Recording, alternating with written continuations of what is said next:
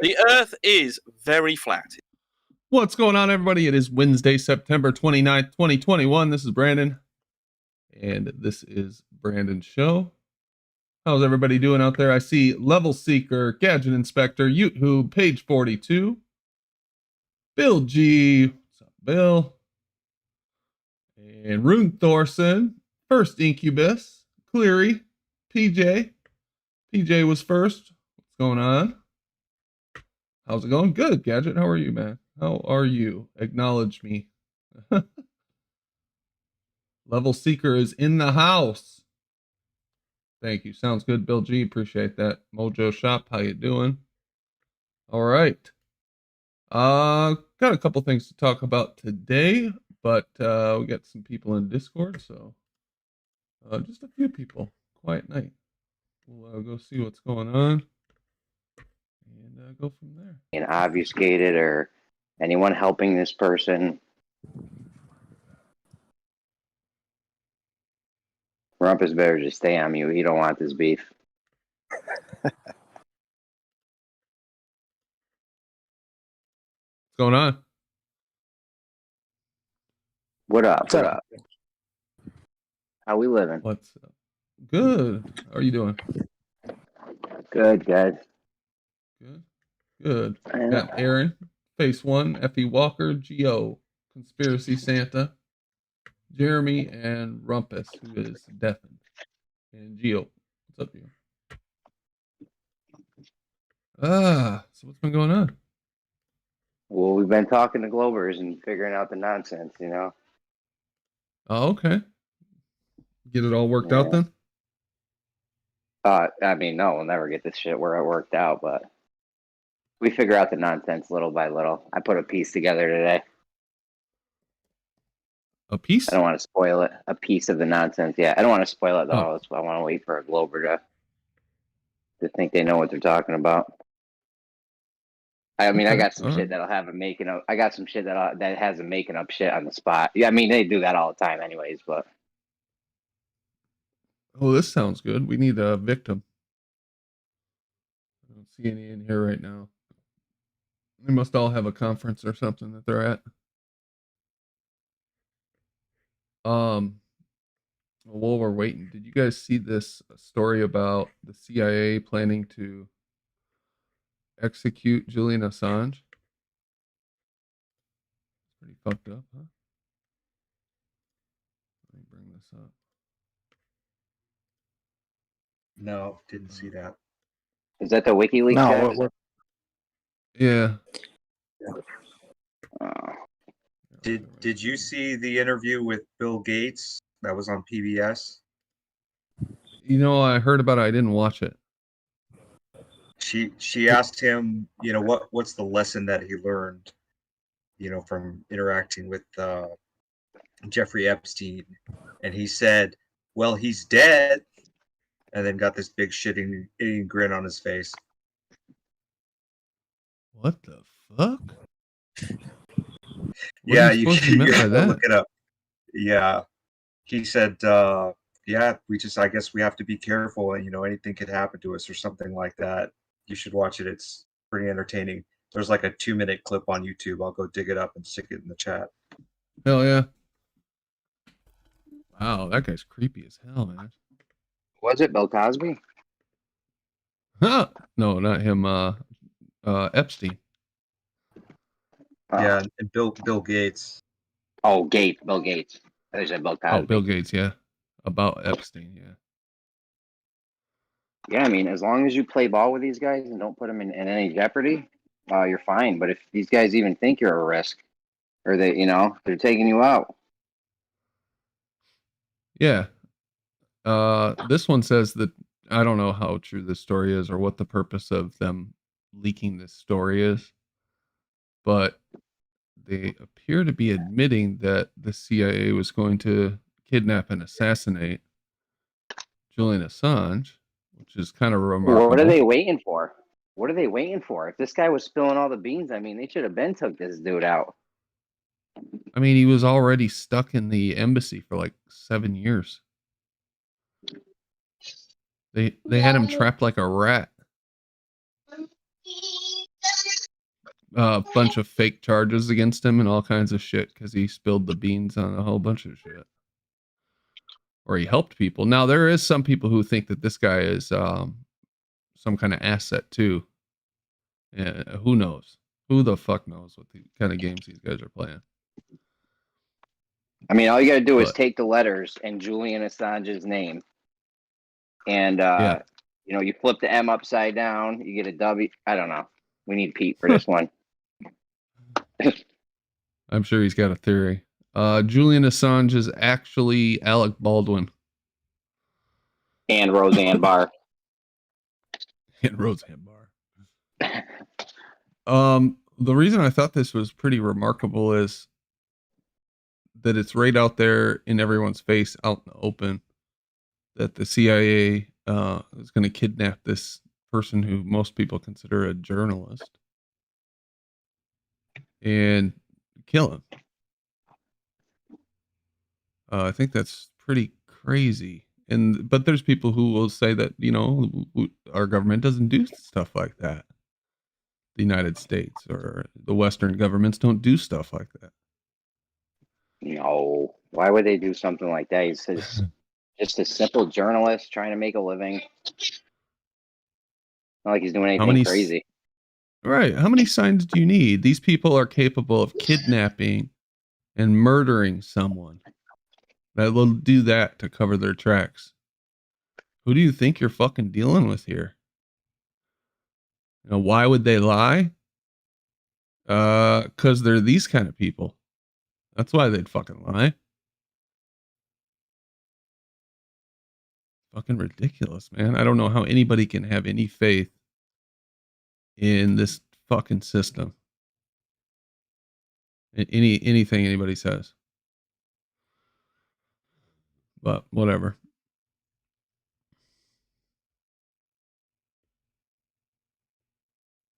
And the reason I don't know if this is political or not is it says it was developed under the Trump administration. I don't care who. I never thought Trump was going to be the savior of the world. I don't think he ever controlled the CIA, to be honest. I don't know if he controlled anything. These guys are just the puppet that they put out in front. Oh. Anyway, I thought that was interesting. Wasn't Julian Assange already removed from the Ecuadorian embassy or whatever in London like over a year ago? Yeah, he's been out for a while, but were. Then where'd he go? Yeah. He's been in prison in the UK. Yeah. Like I didn't hear much more after that. Just saw the big media hype that Julian, was captured or whatever, quote unquote. So he's probably already dead, and the CIA story is just it's just a predictive programming. So when the news comes out that his body's found, they don't need to exist, really. Maybe. I find it fascinating how they turned both the left and right against him. So he was kind of a darling of the left when he was reporting on stuff that Bush was doing and exposing the Iraq War. And then he was a darling of the right when Trump was running for president, and he was exposing Hillary Clinton. And with the media, they managed to turn both those groups solidly against him. Oh, it was pretty remarkable because when he was the darling of the left, they had the right saying all this shit about him, right? They hated Julian Assange. So then when it flipped, there were still some of those people who didn't like him, but just were happy with what he was doing. And then that was really telling how much the left turned against him as soon as he threatened their political power. I mean, that was amazing. But yeah, he's fucked, man. Actually, the left gave up on the entire anti-war movement. Because I used to be in a couple of those organizations because of the anti-war stuff that I was into. And it was like around 2013, it was like when Hillary was starting to get floated for president. All of a sudden, they didn't want to talk about any of that. It was all about social justice.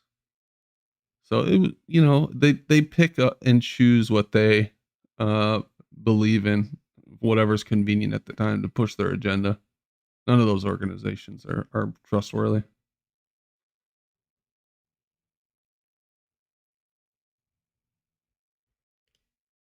But yeah, I don't know. I guess he's still going through extradition hearings, it looks like. I haven't heard the latest. Anyway, did we get a victim yet? Oh, RC, what's going on, man? I'm just chilling on my way back from work. I wanted to save this for one of the top tier Globers, but I mean, I'll try it on RC instead. RC, if you throw a ball or a projectile, or if you throw something, it'll always fall at 9.8 meters per second squared, right? I mean, 9.8 meters per second squared is what it accelerates without any other air resistance or anything like that. Yeah, I mean that doesn't change. If you shoot, like the example they give is if you shoot a bullet, the bullet will still drop at a rate of 9.8 meters per second squared.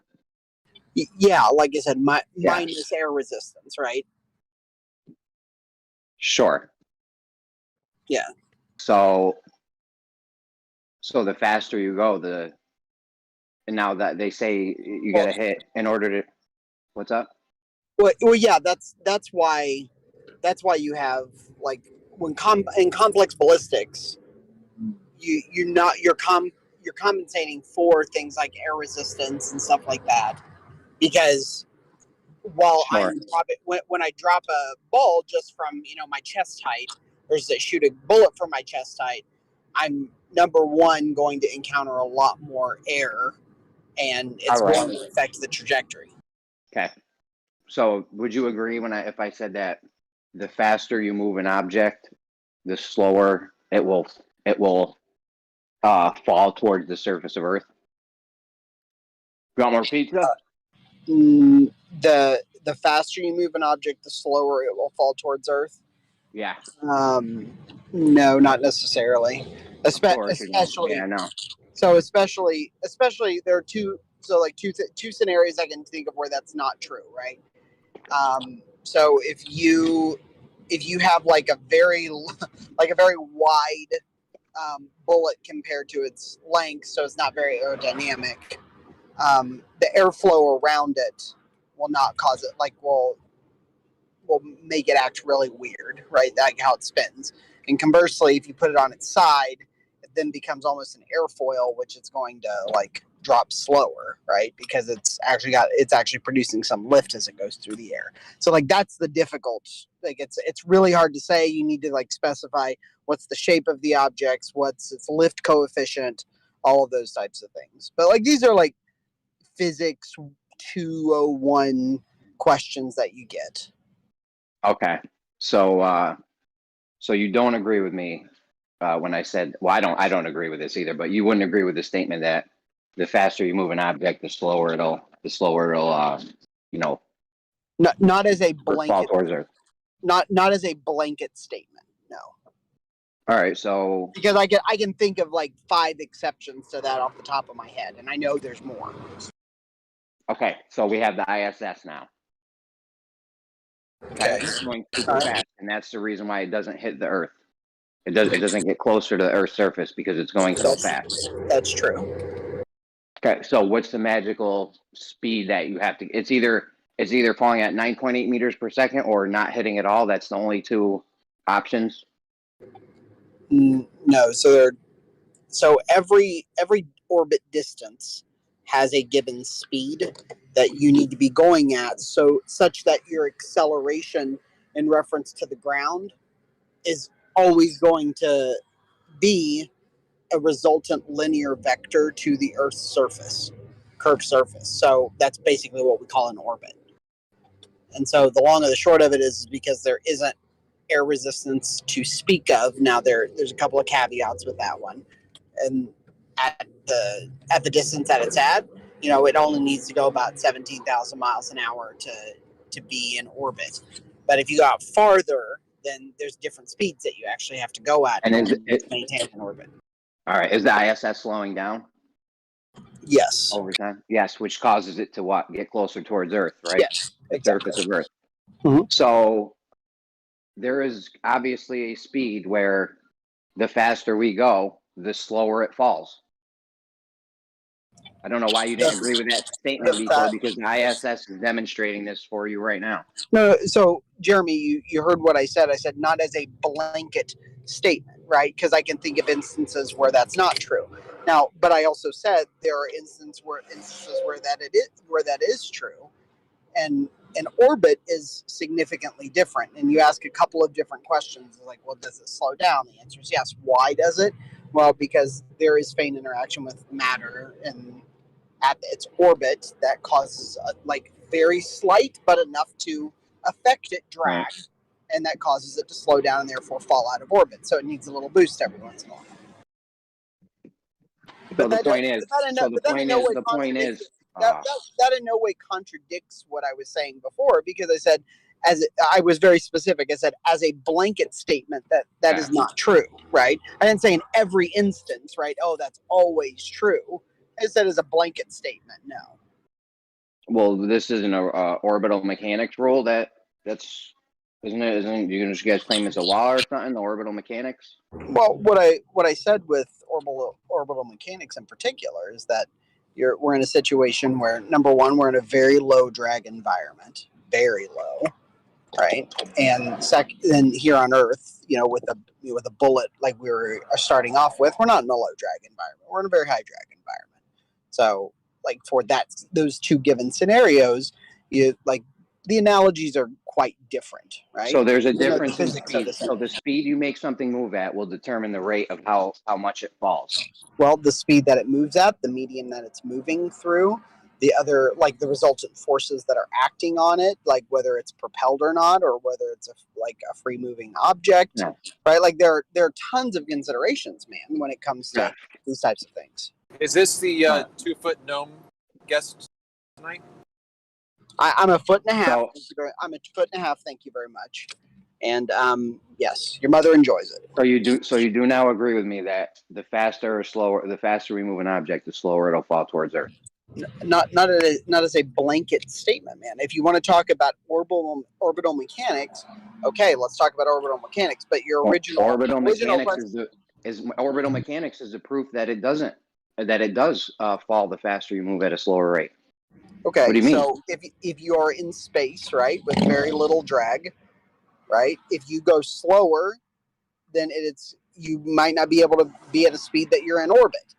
And if you're not at a speed in orbit, you're going to fall towards it. Okay, that's fine, right? But your original question was, well, what about a bullet or an object that's going through the air? And I said, well, that's a very different scenario than when you have next near zero drag. We're actually looking at something with a lot of drag, something that's creating aerodynamic lift. The drag is just stopping it from moving faster. That's all. Well, that's not all true, because if you have induced drag is actually a resultant because of lift forces, which is different than parasitic drag, for example, which is causing the ISS to slow down. There's very little induced drag on the ISS. There's a lot of parasitic drag. In fact, the parasitic drag is what makes it slow down. So, Jeremy, like I said, if you want to get into, aeronautical engineering and the physics of flight, wouldn't it be better to call it suckerfish drag? What the hell is parasitic drag? Well, if you'd like to look at parasitic drag is any time that you have, because parasites are on the inside, right? And suckerfish are on the outside. I think it would be better called suckerfish drag. Okay. So this is bullshit, Jeremy. What are you doing talking to this gnome, man? So bullshit. So parasitic drag. So if I can move a bullet, we don't. It's not important. So if we can move a bullet at 25,000 or 17,000 miles an hour here on the surface of Earth, let's just say, we would be doing orbits, right? Not on the surface of Earth, because the lift and drag coefficient of a bullet is going to slow it down quite a bit after it catches on fire, and because it's going 25,000 miles an hour in the atmosphere. If we had this magic bullet where we could keep it going at 20 some odd thousand miles an hour. So you have a propelled bullet, for example. Sure, it would go. We could keep it at 20,000 whatever miles an hour you need to do an orbit with on the surface of Earth. It would not fall towards the Earth's surface, right? So it would not get any closer to the surface. Yeah, if you had a 20,000 mile per hour, at that point it's a mini rocket, not because a bullet by definition is not propelled. But okay, so if you have a mini rocket going at 20,000 miles an hour at the Earth's surface, it's not gonna fall. But again, your other problem is that it's going to. I said the other problem that you're going to have is that it's going to be creating lift with so much air around it. So there's going to be a lift coefficient on the thing. Can you show us something going so fast that it starts to catch on fire somewhere in the atmosphere? Yeah, sure. Have you ever seen a shooting star? Can you show us something where you've got controlled observations of something going so fast in the atmosphere that it catches on fire? That it catches on fire? Yeah. I can show you plasma trails from the space shuttle entering the atmosphere. Yeah. So like from the Earth, from the terrestrial surface, can you control an observation and demonstration of something traveling through the atmosphere so fast that it catches on fire? Go. Copernicus, are you okay? Yeah, I'm just calling out your bullshit, man. This is absolute stupidity. So stupid. Do you need somebody to call a number for you? Listen, all you got to do is just realize that an airplane demonstrates orbital mechanics, and if it had enough fuel, it could just orbit the Earth forever. Yeah, giggle, little gnome. Giggle. Go ahead, giggle. So yeah, here's the reason airplanes aren't in orbit, because an orbit is defined as having the resultant vectors where your tangential velocity matches that of the downward acceleration. So that's what a plane does. That's how a plane stays in the air, little gnome. That's not what an airplane does. An airplane generates lift. The airplane generates lift because... Go back to your original little orbital mechanics definition, and that's exactly what an airplane does. You didn't say how. You didn't say how. I said that the tangential velocity... Yep. Okay, and does the airplane have a tangential velocity of 20,000 miles an hour? Okay, no.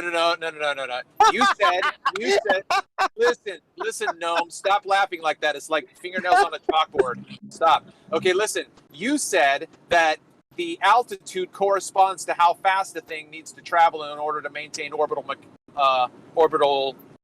trajectory. Correct?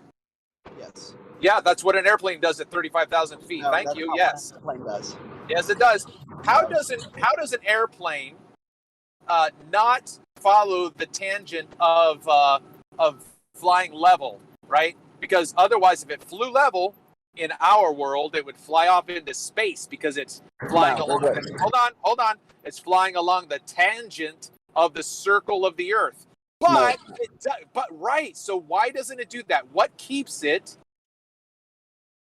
from flying off into space? Gravity. That's orbital mechanics.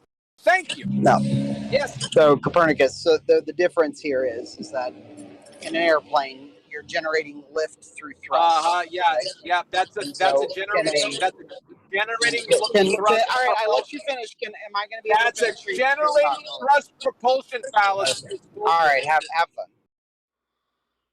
Let me know when you're done, and then I'll respond. No, it's just the same thing with your Coriolis bullshit that an airplane and a helicopter don't experience Coriolis because they have manual flight control. That's a fallacy. Yeah, I'm fed up with this shit. It is pretty much bullshit, though, that Coriolis. All right, is anybody going to let me respond, or are we just going to... No, we're done with you. Go away. Go back to somebody's yard and hold your pose. Okay. So the reason that an airplane is different than a rocket and it's not in orbit is because an airplane is generating lift. Yeah, you said this already. Yeah, you said that already. And you cut me off just like you're doing right now. So yeah, but see the satellite needs to do the same I guess thing. you don't want an actor like me to actually. I don't. I'm done entertaining you. Listen, that's the same thing that a satellite needs a little propulsion every once in a Go ahead, RC. All right. So the reason that an airplane is not in orbit by definition is because an airplane does not have a tangential velocity that's downward acceleration would match the curvature of the Earth. But an airplane stays in the air because it generates lift, which is an upward vector that counteracts the downward 9.8 meters per second acceleration that exists. So fundamentally, they are different because in one example, you have an upward vector created from lift, which is the air flowing over the wings. And in the other one, you have a linear vector, right? One that's tangential to the surface of the Earth that continues to be created or is maintained because of lack of drag. And so they're fundamentally different ways of remaining above the surface of the Earth. Hey, bros. What's up? Did we get to your point, Jeremy? Is Earth still flat? Oh. So in space, all right, let's pretend we're doing this in space then, since you're worried about drag and shit that doesn't have any it doesn't matter here. We throw something and we're just standing in space, and we just throw something, or we just let it go and it just drops, right? You're talking about in space, Jeremy? Yeah, we're in space. We're standing in space now outside the ISS. Cool. And we just drop something. It's going to drop at 9.8 meters per second squared, give or take. No, if you just let go of something, if you're outside of the ISS, it's going to continue with the same momentum that was imparted to it by virtue of being on that spacecraft. All right, we're just standing in space and Earth is spinning under us, okay? And we drop something. It drops at 9.8 meters per second. Yeah, roughly okay, about now we throw it. 98, 99. Okay, now we throw it. You've given me the answer. Is it a yes or no? Now we throw it. Okay, we throw it so hard that we throw it at 17,500 miles an hour. Gotcha. Right? It's gonna keep circling around Earth doing orbits, right? Yeah. Okay. Now let's say I just throw it at 2,000 miles an hour. Is it still gonna drop at 9.8 meters per second squared, or no? It's going to drop. There's going to be a 9.8 meters per second squared force on it. It's going to, because of that 2,000 meters per second, it might take longer for it to drop to the Earth. So it's not going to fall at the rate of 9.8 meters per second squared. No, well, yeah. Okay. The question is, when will you just said it was going to take longer. You just said it was going to take longer to fall, and now you're saying no, it will drop at 9.8 meters. Is it going to take longer, or is it going to take longer to hit Earth?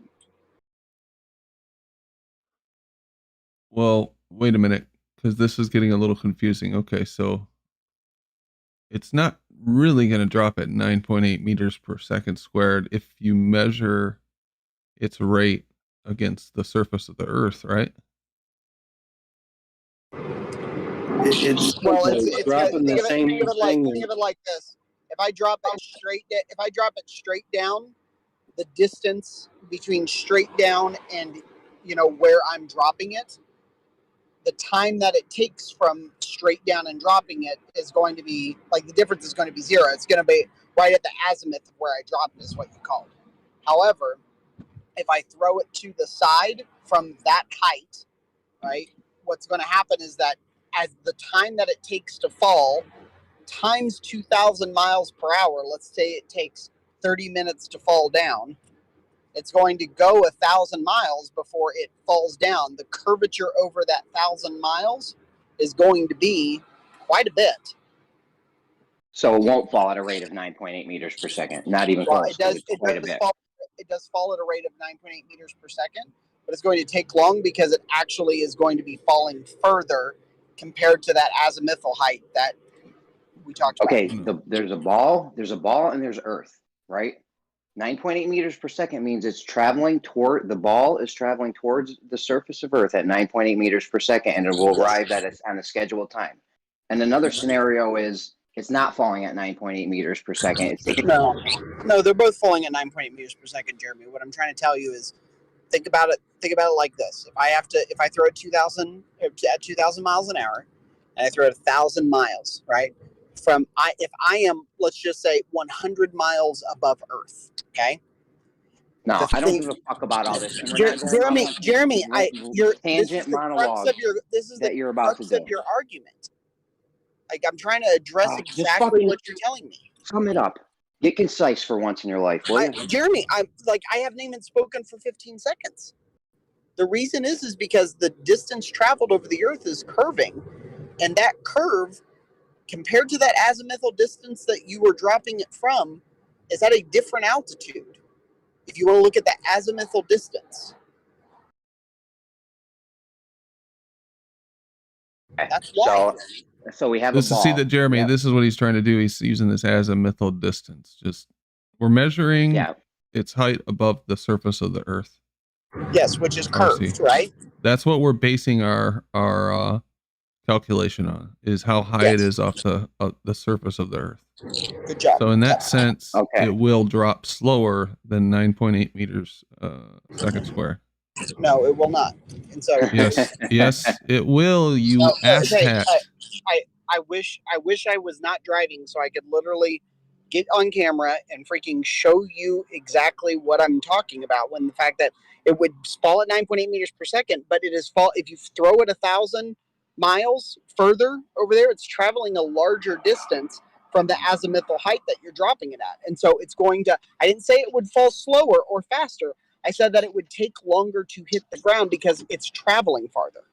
If it takes longer to hit the ground, that's falling slower. No, that's assuming, Jeremy, that the Earth is flat. That you're using an orthographic flat view. No. The Earth if something has a distance above the Earth's surface, and it takes longer than another thing for it to hit the surface, guess what? It's falling slower. No, Jeremy. You're an idiot. No, Jeremy. If it has to travel farther because of that azimuthal height being different, then no. I don't care why. You can have all the whys in the world. The point is, it's falling slower. Jeremy, no. Let me try to ask it in a different way. So if I drop the bullet, if I have the gun right next to a bullet that I'm holding, right? If I fire the gun right next to a bullet that I'm holding, so I have a bullet.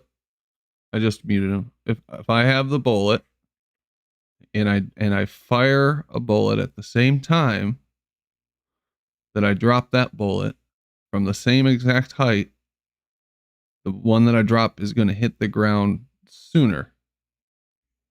Is that correct, RC? Not if you're on the surface of Earth.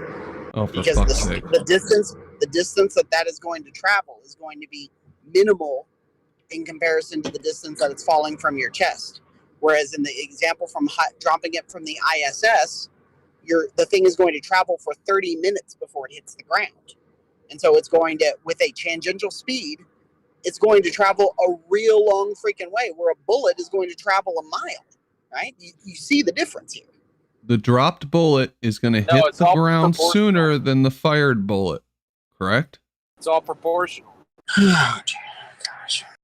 Listen, I don't really know. Simple, you're RC. the one with the you guys are just like fundamentally misunderstanding what I'm telling you. No, listen. If you do this from the ground, right? If you fire a gun and drop a bullet at the surface of the Earth from the same height, it's the same principle as if you were up. Hold on, please. Hold on, please. It's just the same as if you're up 250 miles. Okay, stop saying that, please. It's just like we're up at the ISS, dropping an object and firing a bullet from the same height. Because at the surface of the Earth is curving just like it is 250 miles up. It's just a larger curve. No. So here's what's happening. A bullet's going to stay in the air for what?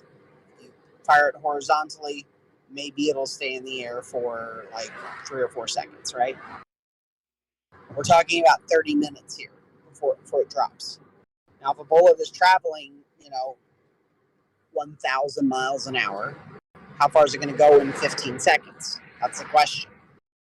What I'm trying to tell you is that a bullet, like if you do Jeremy's example and you try to throw the thing, it's going to take 30 minutes to go at 2,000 miles an hour. It's traveling 1,000 miles at that point, and not 100 miles anymore. And the curvature of the Earth at that point over that 1,000 miles is however much is that going to be. Therefore, even though it's dropping at the same rate, it is traveling a longer, like it's dropping a longer distance because that height. Hey, stop! I'm almost done. Because the height that you're dropping from at 100 miles then becomes like, let's just say it's 140 miles. Okay, so you have a bullet. You have a bullet. You drop one. We're at the ISS height. You drop one. You shoot one, 2,000 miles an hour. The one you shoot is going to take longer to get towards to hit the surface of Earth, right? Yes or no? It's going to go. Yes or no? Yes or no? Yes or no? Yes. Okay, so the one you fire is going to take longer to hit the surface of Earth, Yes. and so that would mean that they're falling at different rates. Because if they were falling at the same rate, they would hit the Earth's surface at the same time. No, the Earth's surface has curved. The Earth's surface has curved as it goes over 1,000 miles. It's going to fall. It's going to fall slightly farther compared to that 100 miles that it 100 miles that it fell from the top. It's going to have fallen 140 miles because what it did is it went over from that azimuthal distance. It's dropped another 40 miles because of the curvature of the Earth.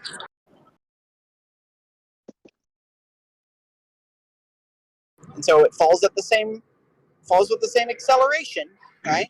9.8 meters per second, but it falls a farther distance. So even if you have a farther distance with 9.8 meters per second squared, that's the same thing as shooting it from the surface of the Earth. The gun, yes, the gun that fires at a horse. What's the Earth's curvature? So the ISS is So the ISS never hits the Earth's surface, right?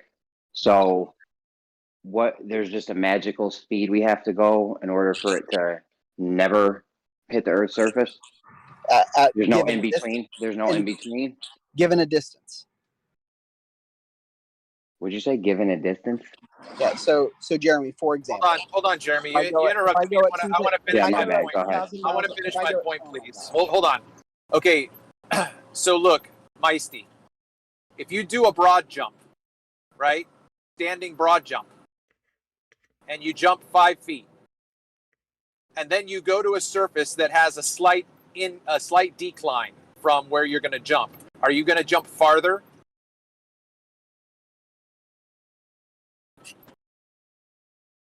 You're going to fall farther, not jump farther. Okay. Don't. Which was my exact point. Okay, listen, please. You're doing a standing broad jump. Okay, we're on the ground. Yes, I know. I heard you the first time, and you just realized, oh shit, yeah, he's right. I didn't he just fall farther, and that was my whole point. Okay. If you want to split hairs, I'm just saying jump. Okay, you're going to jump. Not splitting hairs. It was my whole point the whole time. I said it falls further. And you just realize, like, oh man, if I do a standing jump. You just realize, like, oh man, if I do a standing jump and I jump off a 1 foot ledge versus a 10 foot ledge, listen, I fall farther. I know that you're nervous. You're roboting. Yeah, no, he's roboting. Yeah, that's my whole point. Is that you're just falling a farther distance. That's a great example. Here's my point. I know that you're nervous about. No, that's. It sounded like it was better there at the end, Travis. Try it again. Okay, why are you rumpusing me? Why are you feeling the need to rumpus over me right now? Right? Okay. No, nobody's rumpusing over you. You're roboting. Cutting out, Travis. I think he's because delayed. that was my whole point. That's an excellent example of like if you jump from a 1 foot thing versus you jump from a 3 foot. Shut up, Meisty. thing. Shut up. So here's Why my didn't I point. shut up? You fire a gun, you fire the bullet, and you drop the bullet. I believe I've heard you guys say that they'll hit the ground at the same time. But on your curved Earth, that's not possible. The bullet you fire and that's is exactly falling. what they say. They say further. the bullet you shoot and the bullet you drop will hit the ground at the same time. Yeah, because That's you're not only possible, going is it, over RC? you're only going over a mile. We're talking about 1,000 miles. You Well, asked no, Doesn't Earth matter curve if over it's a only a mile. mile. Why would it matter if it's only a mile? You've still got that 8 inches to fall. It can't be the same amount of time. Yeah, no Earth curve over a mile then, right, RC? You just negate that. You just call that negligible. What if you fire 2 miles? What if you fire 10 miles? Yeah, What if you fire a then ballistic it 10 starts miles? It's going to becoming- take a lot further, a lot longer. Yeah. Yeah. So how come you guys tell us that a fired bullet and a drop bullet will hit the ground at the same time? Because they do. Because that amount of Oh, they do in reality, huh? That would seem to point towards a flat Earth, wouldn't it, RC? that amount of distance. Absolutely. That sounds like flat Why are Earth you guys evidence to talking over me. Because that Because you don't want to hear what I have to say. That's why you're trying your little obfuscation. Because you're fucking You asked me sophist. a question, and I'm going to answer. Give me a straight fucking answer, RC. For once in your goddamn life, answer a question straight up. I've given you the most straight answer possible. And so the point is Go ahead. that over the course of a mile, dropping 8 inches is not going to have an effect at 9.8 meters per second on that bullet versus chest height. If you want to throw something at 2,000 miles an hour from 100 miles and go over 1,000 miles in its travel with the curvature of the Earth based on that, yeah, there's going to be a slight difference. No, 10 miles. Let's go 10. So that's 66 feet in drop that it has to go. More than the bullet you drop from your hand. That should take considerably longer to hit the ground, RC. Brandon, there should be a difference between 1 foot on the Earth than if you just dropped it, because there's supposed to be curvature over that 1 foot. So they should never, nothing you throw, shoot, anything should ever hit the ground the same time as something you just drop straight up if the Earth was curving. Right. They should never be the same, and it should be measurable. Now, you just told me a minute ago that they do hit the ground at the same time, RC. Didn't you? Yes. That would lead me to believe that the Earth is a planar surface.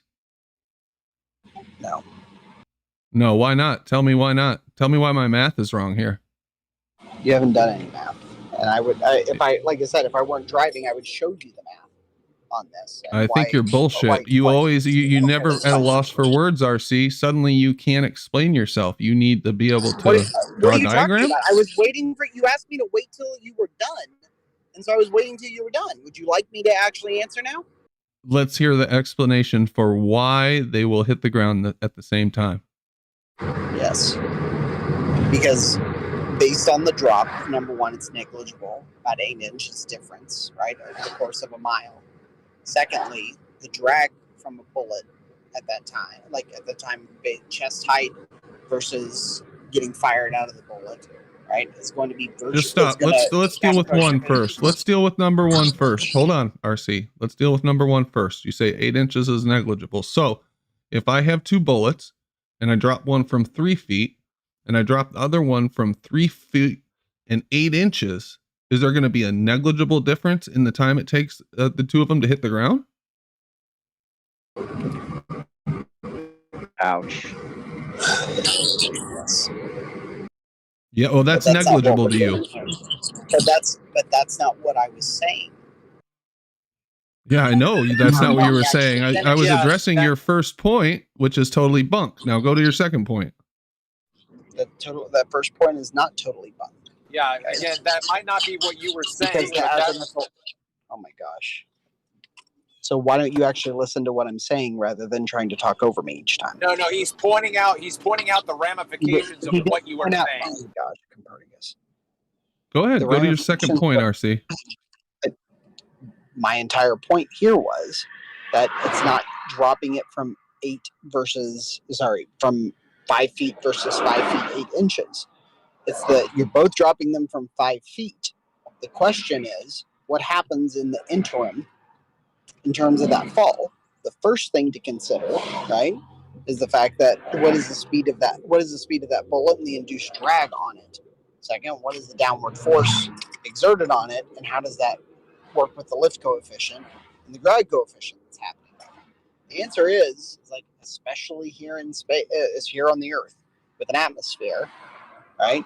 In neither of those instances in the real world, right, with drag and speed and everything else, are you going to get them to hit that exact same spot at that exact same time?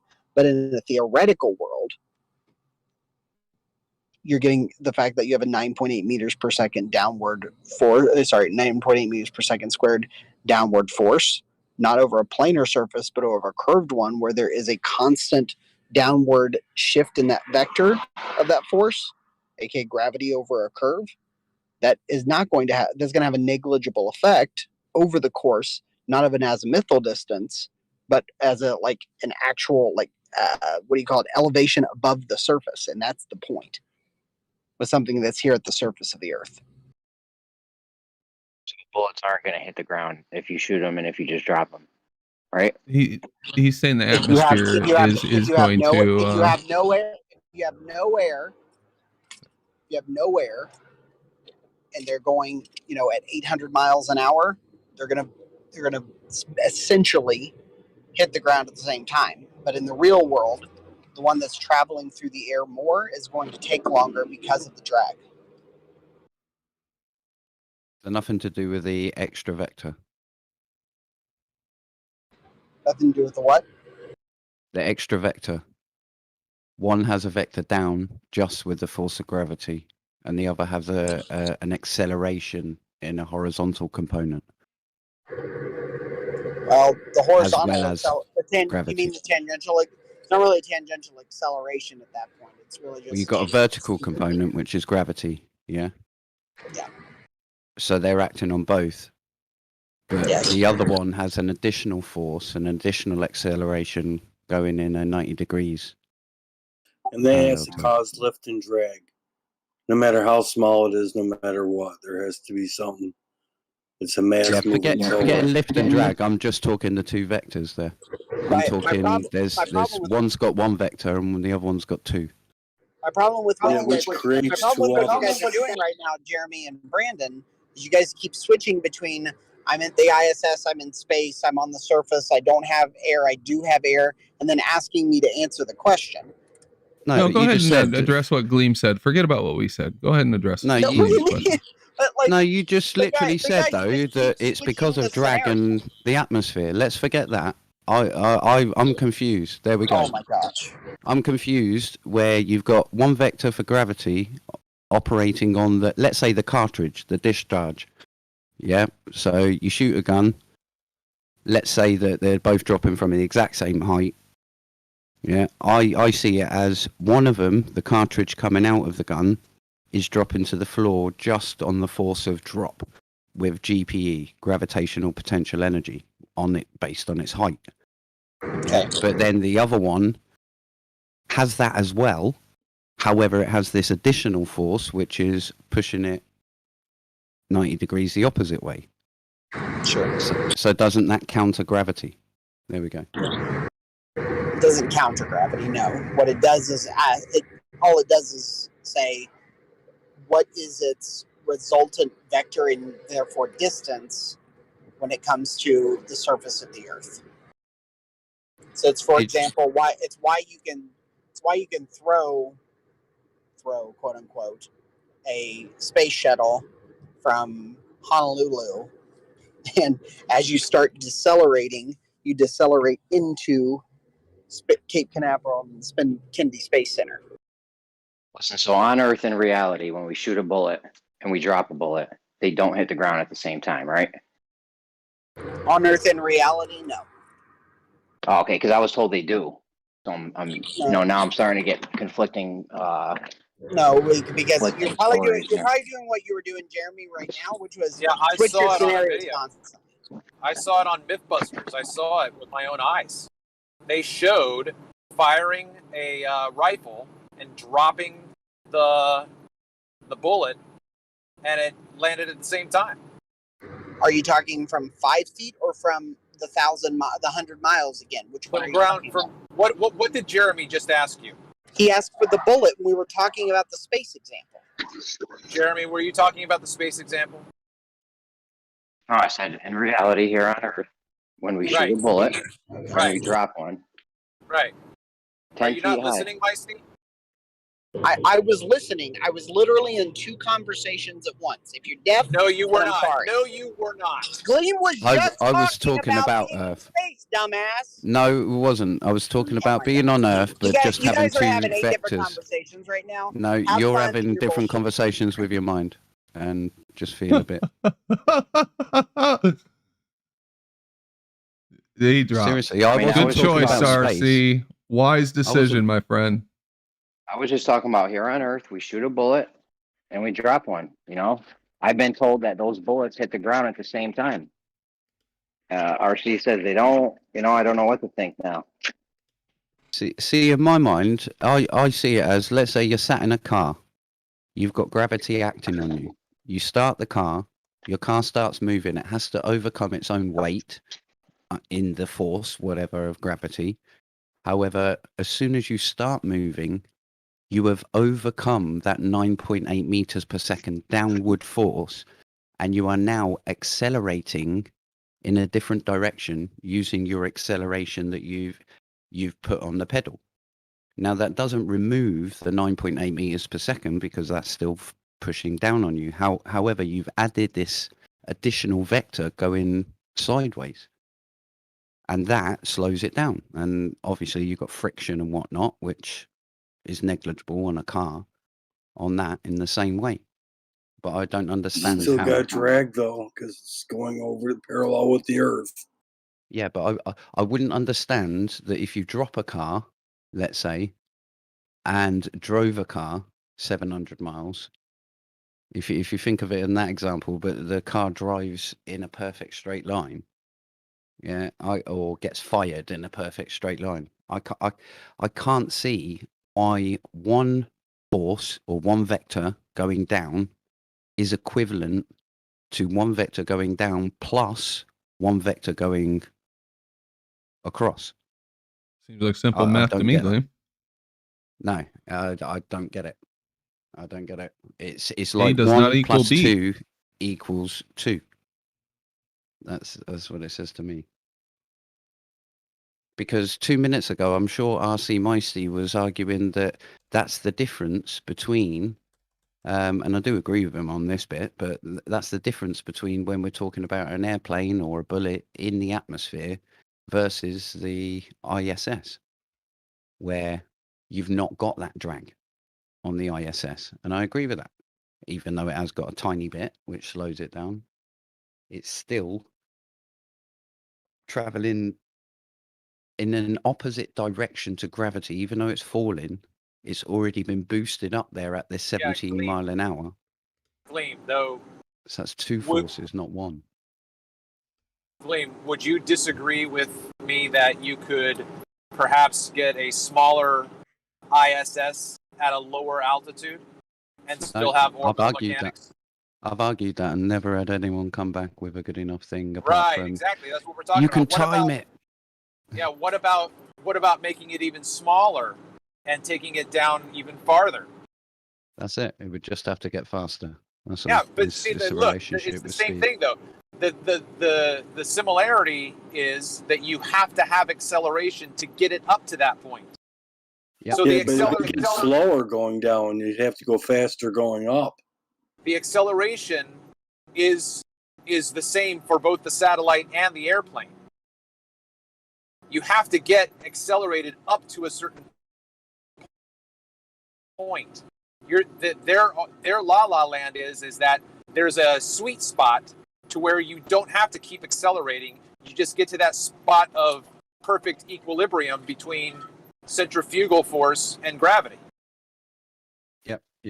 But you should be able to find that sweet spot with an airplane as well. Yeah, no, exactly what you were just saying. As long as it's fueled, but he did have a point that there is a separation there that they see it as, obviously space is a complete, let's say, vacuum, but it isn't an absolute vacuum.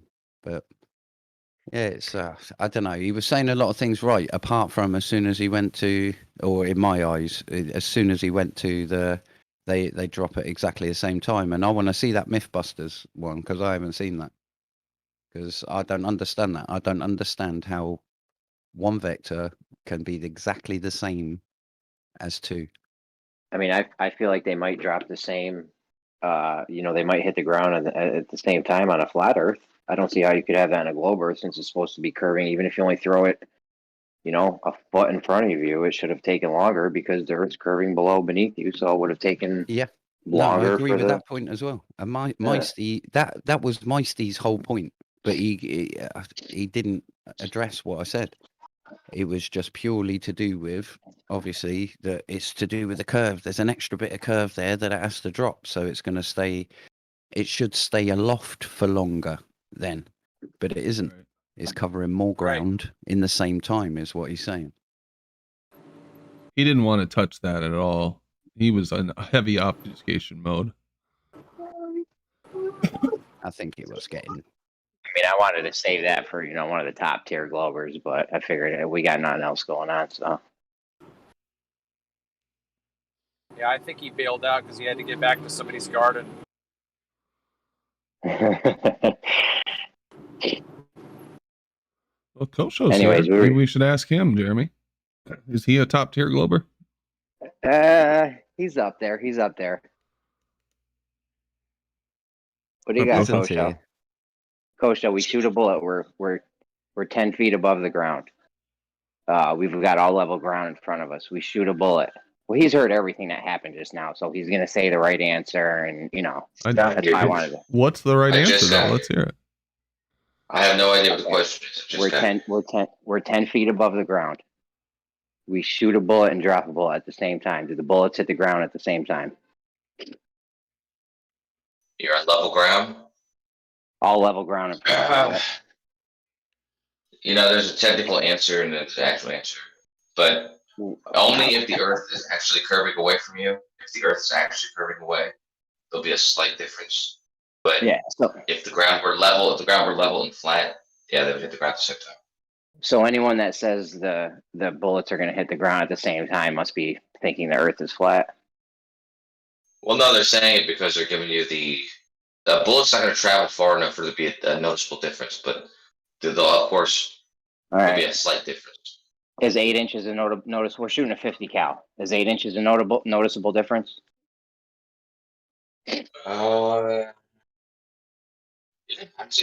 Yeah. 8 inches. How long does it take a bullet to fall? 8 seconds. Bro, I don't know, but the 50 cal bullet, the 50 cal bullet that we shoot is going to have to drop 8 more inches than the one we just dropped. All right. So 8 inches. That's negligible. Like I said, it depends on your detecting devices. I'm sure if someone wanted to do this test and like the sand flats or whatever like that, salt flats, if you had careful enough detecting the device, I'm sure you could you'd see it. Yeah, you'd see the little bit of it. We should go do that. Who's got a 50 cal? Did anyone win? Anyone that we know win that Margaret Thatcher or who was giving away a 50 cal there? Margaret Thatcher. Don't mention that name, please. I don't even know who that is. Who was the lady? That's the Prime Minister of England ages ago, back in the 80s, who destroyed the mining community. Who's the lady that was just giving away a 50 cal rifle? Anyways, I'm sure 50 cal is not that hard to get. Yeah, I don't know, but I mean, this is doable right here. We could do this. Yeah, but the problem is, how are you going to get the other? How are you going to get the other variables out of the equation? Oh yeah, that's true. They're just going to blame it on, like Meisty was saying, lift, drag. Vos effect, or what's the other one? There is calculations that you can do on the. Obviously, they use them for the Coriolis calculations. Remember, humidity. Oh, they're going to blame it on Coriolis, guaranteed. Yeah, that's it. Just 10 feet off the ground. What's that, Coach? Like 200. Do it like 200 feet off the ground. then you'll be able to tell.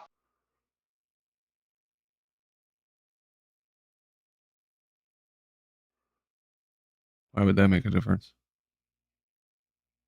Because 10 feet, there's so much that can, disrupt the either one of them, the variables that you said. You have 200 feet, and at least you'll have a large enough margin of error to see that they're falling at just about the same time. Will you have a smaller margin of error at 200 feet? Well, the margin of error is going to be less. Like let's say the margin of error for dropping it 10 feet off the ground, the margin of error is going to be too big to tell if it was just the same same speed or not. But 200 feet off the ground, the margin of error, if it's like But if microseconds or something like that. If we were shooting at a mile, we'd still be comparing 200 feet versus 200 feet 8 inches. Yeah, right, exactly. That's what I'm saying. Like 200 feet 8 inches and 200 feet. Just to discern that difference, compared to doing it 10 feet off the ground, and having something like the wind or whatever else affect one of them, or maybe they don't shoot at exactly the same time. Like maybe there's a slight difference in what they drop it and what they shoot it, and that that would affect it a lot more than the actual time. But wouldn't falling 200 feet through the air have more potential for impactful variables than 10 feet? No, I think that whatever other variables that would affect it kind of. You don't think there'd be crosswinds that high up? I feel like we should do this over there's crosswinds. There'd be crosswinds for both. Not at 10 feet. Not as much as 10 feet. You're completely exponentially. Whatever wins. Well, whatever wins exists would exist for both the bullets. We're super good at telling time, right? And measuring things. I mean, we can measure when photons hit things and all this. So why don't we just do this over we could do this indoors over 10 feet. We get some self-leveling concrete. That's what I'm saying. Your precision would need to be a much precision much of what time? Precision of time. Yeah. Yeah, well, we have imagine if you drop two time. things, We got atomic clocks that are measuring to the billionth of a second, right? Don't you guys measure time dilation? We can't measure a bullet dropping. You saying we can do this? Okay, you know something that we can do. Like I said, if you have the most precise camera, precise measuring tools, you can do it. But in lieu of that, you might need to change your experiment.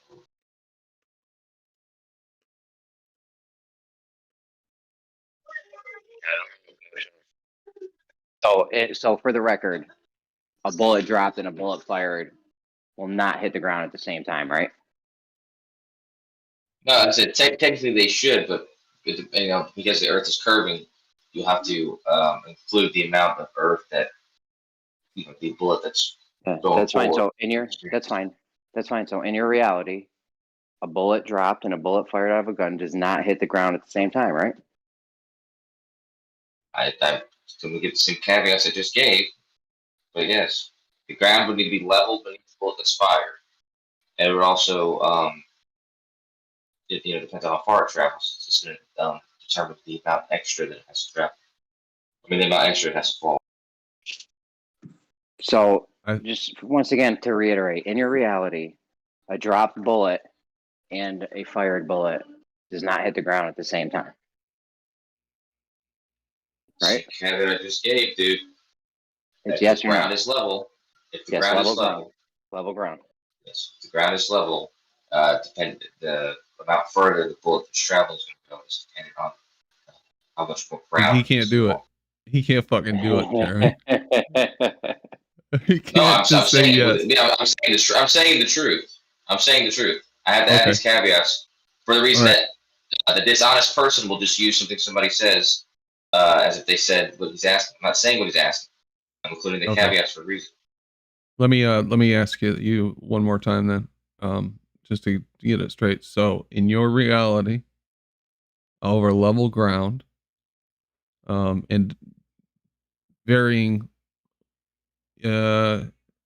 commensurate with the distance that you fire the bullet, how high you are off the ground, a dropped bullet and a fired bullet will not hit the ground at the same time, correct? That's correct. I think you said that's correct. Yeah, that's correct. Sorry, I'm using my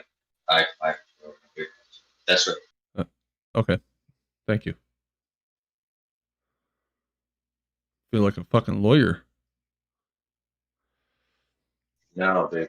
I mean, Jeremy specifically, but a lot of people do that where they'll act as if they're quoting you. Actually, Jeremy does this especially. So, yeah, he'll take something somebody says, and depending on the wording of it, he'll use it just as if they're reading something totally different. So I need to make it clear what I'm saying. So quote Kosho 2021. Bullet fired and a bullet dropped over level ground will not hit the Earth's surface at the same time. Unquote. End quote. That's exactly correct. But like I said, that does. Is that a good quote? Can I quote you? When people say that they fall, that's fine. When people say it falls at the same time, they're saying this because they're not talking about the most minuscule difference.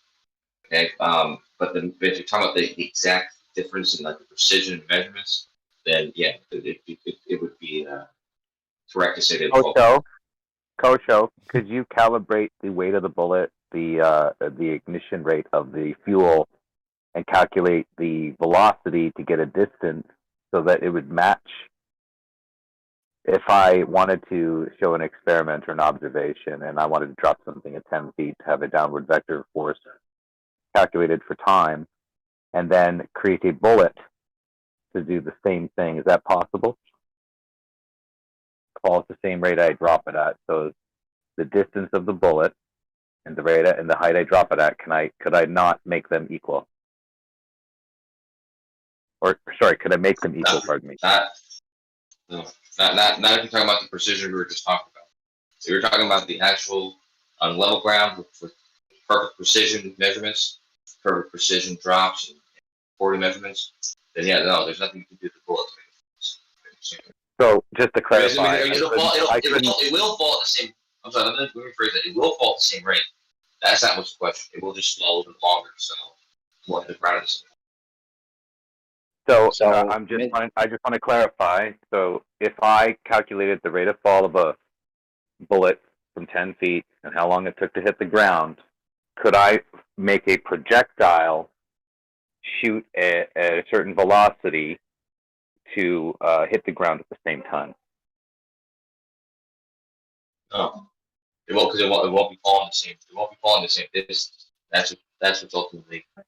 So you're saying that I couldn't calibrate the weight of the bullet and the ignition of the fuel to create a rate of velocity or speed, whatever, of the bullet to match the rate of fall as I drop the object. I couldn't duplicate that. Yeah, the only way that answer could be yes is if what you're doing to duplicate it is adding zero velocity to that bullet, because that's the only way it's going to hit the ground at the same time, is if it's also not traveling. But the fact that it's traveling means that the Earth is curving away from it, meaning there's more ground, more time to be falling. So I couldn't calibrate a bullet. I couldn't change the weight and the ignition rate to match that rate of fall. That's what you're saying. No, yeah, that's right. Can't do it. The rate of fall will be consistent no matter what is happening. The rate of fall will be the same for both bullets. I'm saying that. So could I make a bullet fire out of a gun at that rate horizontally? It doesn't matter what rate it's going horizontally. The rate it's going horizontally doesn't make a difference. What makes a difference is the distance it goes horizontally. So if the object is falling at 9.8 meters per second, if the object is falling at 9.8 meters per second, could I not make a bullet fly 9.8 meters per second? Yeah, nothing you do to the bullet horizontally is going to change its downward slope, unless you fire it downward. Do you understand what I'm saying, Kosho?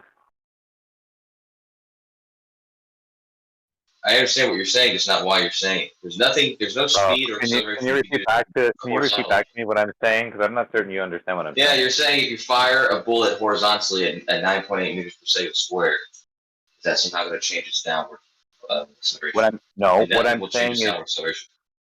no. What I'm saying is, Kosho, and listen clearly. Can I create a bullet, like measure the weight of it and the ignition rate of it to get a velocity to match the observation? If I was 10 feet tall and I dropped a bullet and I had made a bullet to go that fast, is that not possible by changing the fuel and the weight of it? I would say yes. That's all I'm asking for. You're saying create a bullet to make it fall at a different rate. It's not hard, not Kosho. Why are you thick? Why don't you rephrase this question? No, his question is perfectly clear. Well, I know, what I'm saying, you understand it, I don't, so why don't you rephrase it to me so that I can understand? He asked you something I cannot ask any clearer. Okay, well, the way I understand it, he's asking about shooting something at a different, changing something about the bullet so that it will fall at the same rate as the other bullet. Right? They're both going to be falling at the same rate regardless, though, so that's irrelevant. There's nothing you can do to make the rate fall. Okay, so that they hit the ground at the same time. Yeah, there's nothing you can do to do that, unless maybe you make the bullet buoyant. It's a balloon. It's not a balloon. So if I was on the ground and I was 10 feet firing the gun 10 feet, you're telling me that I couldn't match the 10 feet rate of fall, designing a bullet to match that rate, like together. Yeah, the rate of fall. There's nothing that's going to change the rate of fall. I've been here for a second, you guys. Consistent. Yeah, your rate of fall at 9.8 meters per second only happens in a vacuum, so I don't know why we're even discussing this.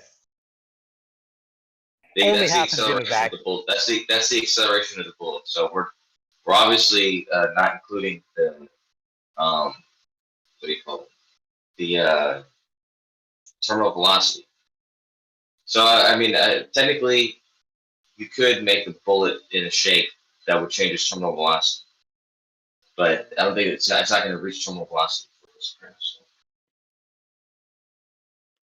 Guys. Anyway, I give up. I asked a pretty clear question. I have bad news for you guys. George just left the YouTube chat because he said the show was boring. George Netchuk. So I just want you guys to be aware of that. Really, that's funny because George. That's funny because George was the one that told us that if you drop a bullet and shoot a bullet, it hits the ground at the same time, which Kosho clearly said it doesn't. Well, he also said that RC is the wrong person to explain this. No, this is exactly what I'm saying, dude. This is exactly what I said. Why I answered the way I answered. Because Jeremy just did what he just did. I was pretty explicit for a reason, Jeremy. I did not say that. If George said that, it's because George is right. If I said technically they would hit the ground at different rates if you had a precise enough measuring device to go to the level ground, that's also correct. Quote. Doesn't make George wrong. Doesn't make me and George disagree. Quote, Kosho, 2021. A bullet fired and a bullet dropped over level ground will not hit the ground at the same time. End quote. Right? That's a fair quote you said, right? No, I did not say it's a fair quote, dude. Well, is that not what you just said this? I just said again, if you have a precise enough measuring device, you're being technical. Okay, so if we can measure it, what the fuck? So if we can measure it. No, it's not always the case. If you're talking about like someone doing a test and they're just watching with a stopwatch, a bullet dropped, and someone shooting a gun, they're going to measure them being the same rate because the margin of error in that type of measurement is not big enough to include both those measurements at the same time. All right, how's this for a quote? Quote, Kosho, 2021. A bullet fired and a bullet dropped over level ground, if we have precise enough measuring devices, will not hit the ground at the same time. End quote. Is that a fair quote now? It's fair. All right. I wonder what George was talking about. I wonder what George meant when he said they would hit the ground at the same time. Then maybe he didn't have precise. Maybe he didn't have precise enough measuring equipment like you had to add on. Well, exactly. That's what I'm saying. It depends on if you're being, how technical you're asking the question. because any Jeremy, crack can I ask you a question? any crack will experience the wealth of privacy. Jeremy, What up? What up, Rob? Don't take anything that George says, please. Please. I know you're smarter than that. I mean, what else are we gonna do here? We got, we gotta have some fun with these guys. It's like a cat playing with a mouse.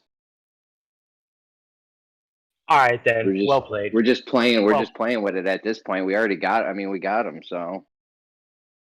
I mean, if you understood this principle, you wouldn't be asking this question. It's just about. I understand the principle. Earth's curving. The bullet's not going to hit the ground at the same time.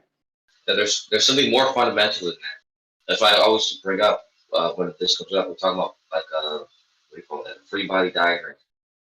Same thing. It's the same problem that you have with something being weighed underwater or weighed in a medium, and the weight is not different.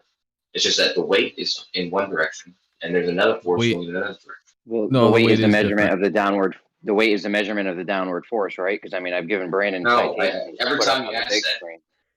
Well, I have a citation that says that's what weight is. So that's the definition we use on the show.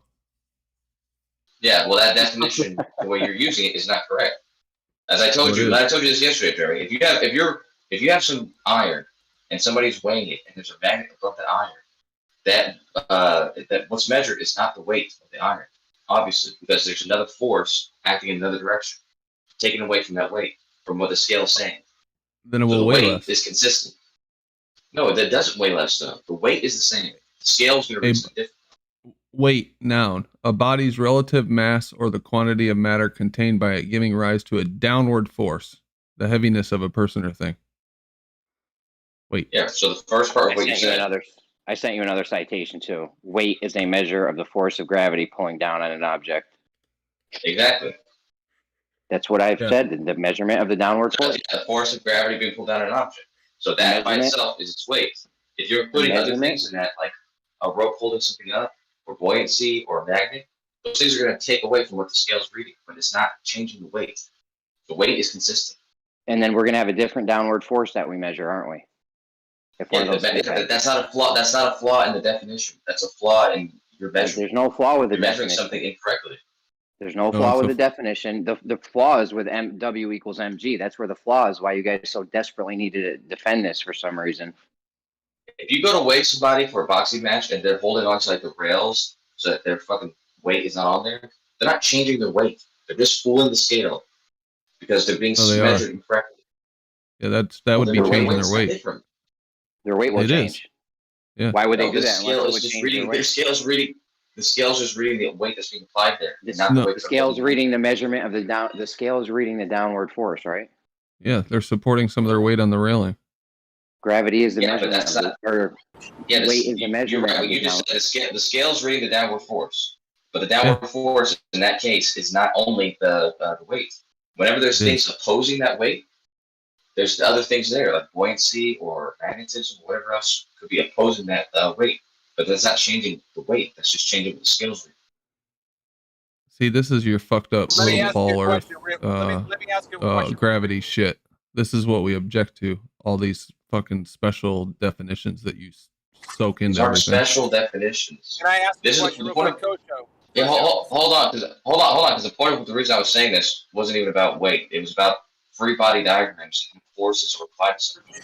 And when you have something traveling through space, you have a force acting downward, and you have a force acting in the direction it's moving, or a velocity. What's that mean? Regardless, the one that's acting downwards is going to be consistent. That's why things fall to some grade. That's why it's. I don't know why this is a question, but if you drop a bullet and you shoot a bullet, you would see in a free body diagram both those things falling down at the same rate. The only difference is one has more distance to fall. Slightly. Huh. Go ahead, Travis. Okay, so Kosho, you're trying to bench press 300 pounds, right? So you get it off the stand and you're ready to go down and up.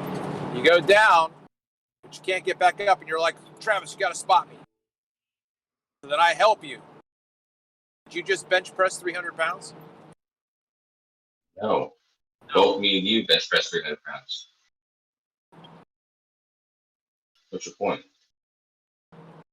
You don't know? Yeah, I don't know. I don't know what your point is because the weight hasn't changed in that example. Just because somebody helped you doesn't mean the weight changed. It's still 300 pounds. Just two people lifted it off.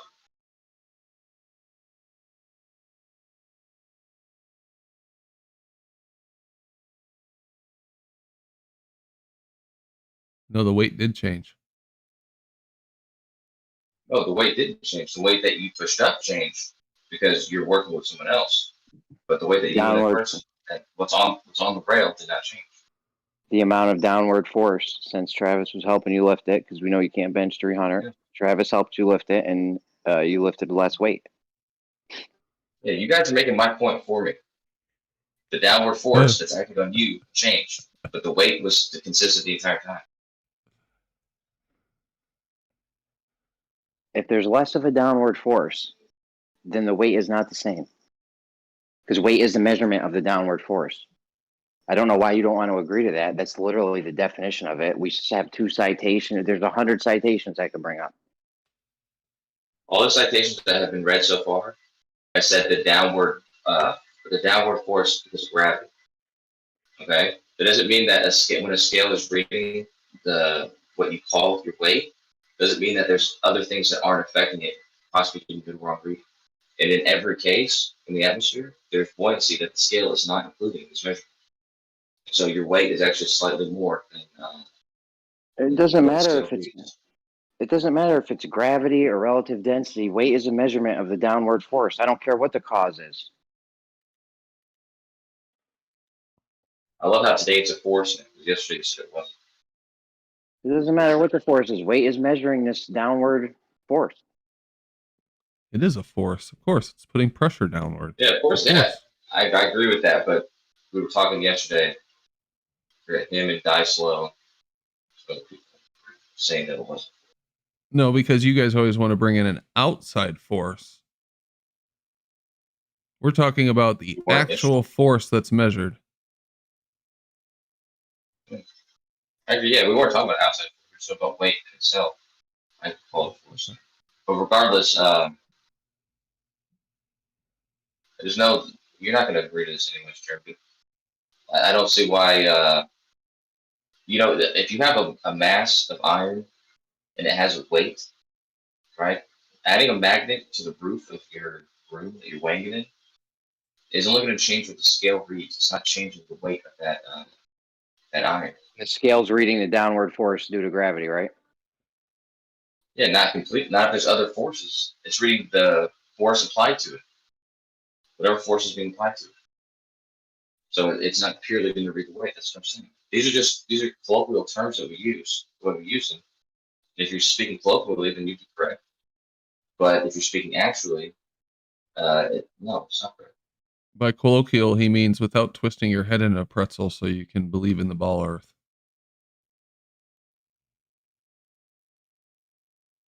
You do understand what weight has an actual meaning, not just the one that says in the dictionary. Like a weight is the force that's the mass times the acceleration downward. Yeah, we know. So W equals mg. We debunked it. We know. Yeah, that doesn't change when you add magnets or buoyancy or anything like that. That weight is going to be consistent. If you draw a free body diagram, you would have to draw that weight as being consistent. You would just draw other vectors in other directions that are the other forces can apply to it. The net result is going to be a lesser weight that the scale is going to read. That doesn't mean that the weight itself is changing. You just said a lesser weight. The scale's reading. Well, lesser result. Whatever the scale's going to read, it's not going to be. A scale reads the weight. The item's weight. That's what it does. That's right. It's weight. Right. The force applying downward on it. Exactly. Thank you. Yeah, I mean, are you agreeing? Huh? I mean, you do know that the scale's not only reading the weight, almost every time in the atmosphere. But in time, if there's a magnet, if someone's holding something up with a rope, it's not even all the way on there, or someone's lifting a little bit while it's on there, it's not really just the weight. It's reading the weight plus whatever forces are acting in the opposite direction. It subtracts the weight. What is he trying to squirm out of, Jeremy? Why are they so intent on redefining? Wait, is this It's not just a redefining. pedantic This thing, is how Kosho, or it's what? defined. No, This is Jeremy has a thing about how mass times acceleration is wrong, or mass times gravity is wrong, because you can have a balloon, for instance, like helium, which has mass. You put it on a scale. The scale's not going to read anything. Since the balloon's not on the scale, it's rising up because there's buoyancy there. It's not going to measure that. That's what I'm saying. Adding buoyancy to something is one way to have an incorrect measurement of a weight. You're not actually weighing the weight at that point, because the buoyancy is going to subtract from it. It doesn't have any weight. It's floating. But it does have weight. No. So are Doesn't. weight and mass the same thing then, Kosho? No, it's not. Weight would be mass times the acceleration.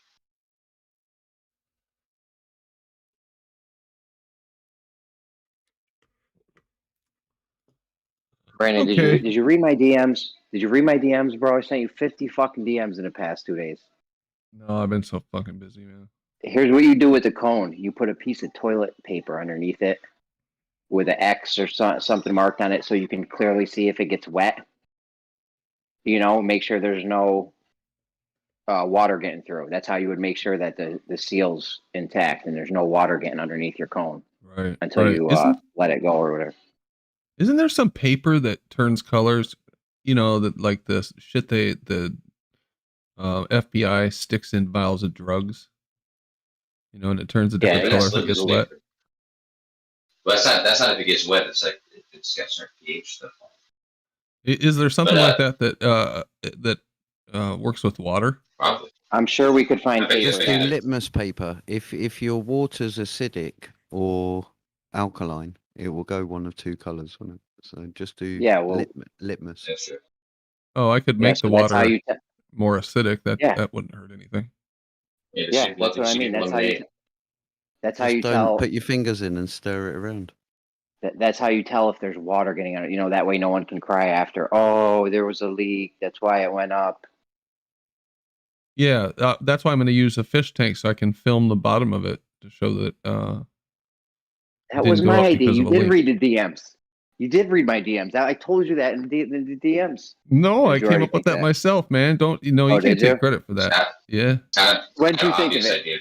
I have a timestamp for when I told you. So 2 days ago.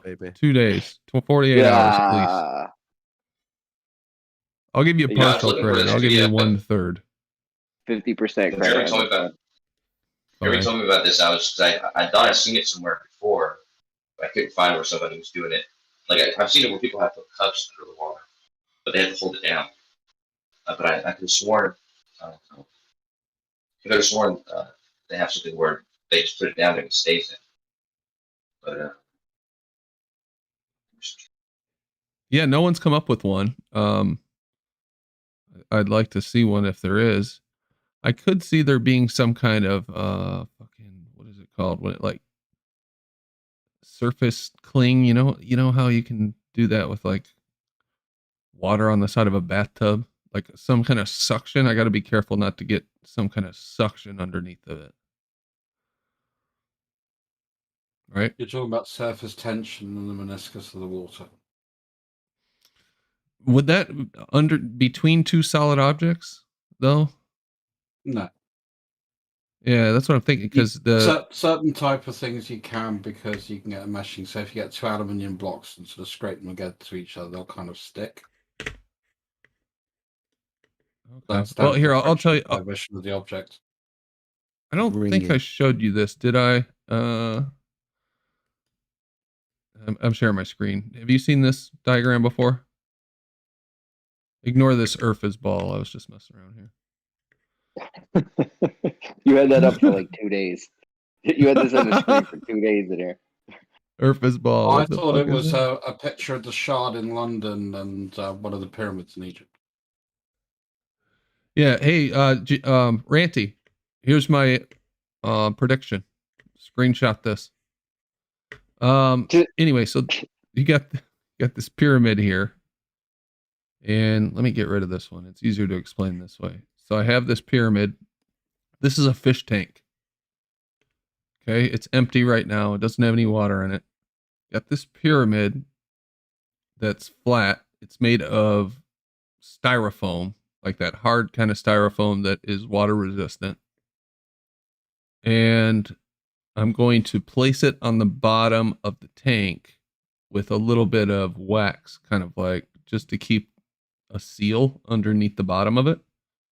Like some thick grease or something. Yeah, something like that, like a chapstick type shit, you know? Yeah. And put a piece of metal in it and hold it there with a magnet, and then I'm going to have a piece of paper underneath it or something that'll show if water gets underneath it, okay? Then I'm going to slowly put water in here until it fills up with water. And the idea is to see whether this buoyant object will rise, if it'll force its way up in the water, or if it'll stay down on the bottom of the tank. If it rises without the water pushing underneath, then it's not the buoyant force pushing this object up, because all of the pressure You can work is... that out with the strength of the magnet in newtons. So you create a measurement for the strength of the magnet in newtons versus the buoyant force in newtons, and that calculation alone should tell you what the result should be, whether the magnet is, because effectively all that's going to happen is the magnet strong enough to oppose the buoyant force? Oh yeah, good point. Yeah, could do it that way. You know, just keep it really simple. You're trying to make it too complicated, because now you're saying, oh, is it the buoyant force? Is it the wax? Is it something else? And then you're just going to get points of equivocation. If you just look at the buoyant force on the object itself, which is a calculatable value based on the density of the object, versus the strength of the magnet. I'll tell you what, if you use a neodyne magnet, it'll hold it down. Yeah, just got to make sure that... And then the only variable you've got to account for is the thickness of the glass and how that'll attenuate the strength of the magnet. Right. Yeah, it's just a cheap fish tank. Any other variables anybody else can think of?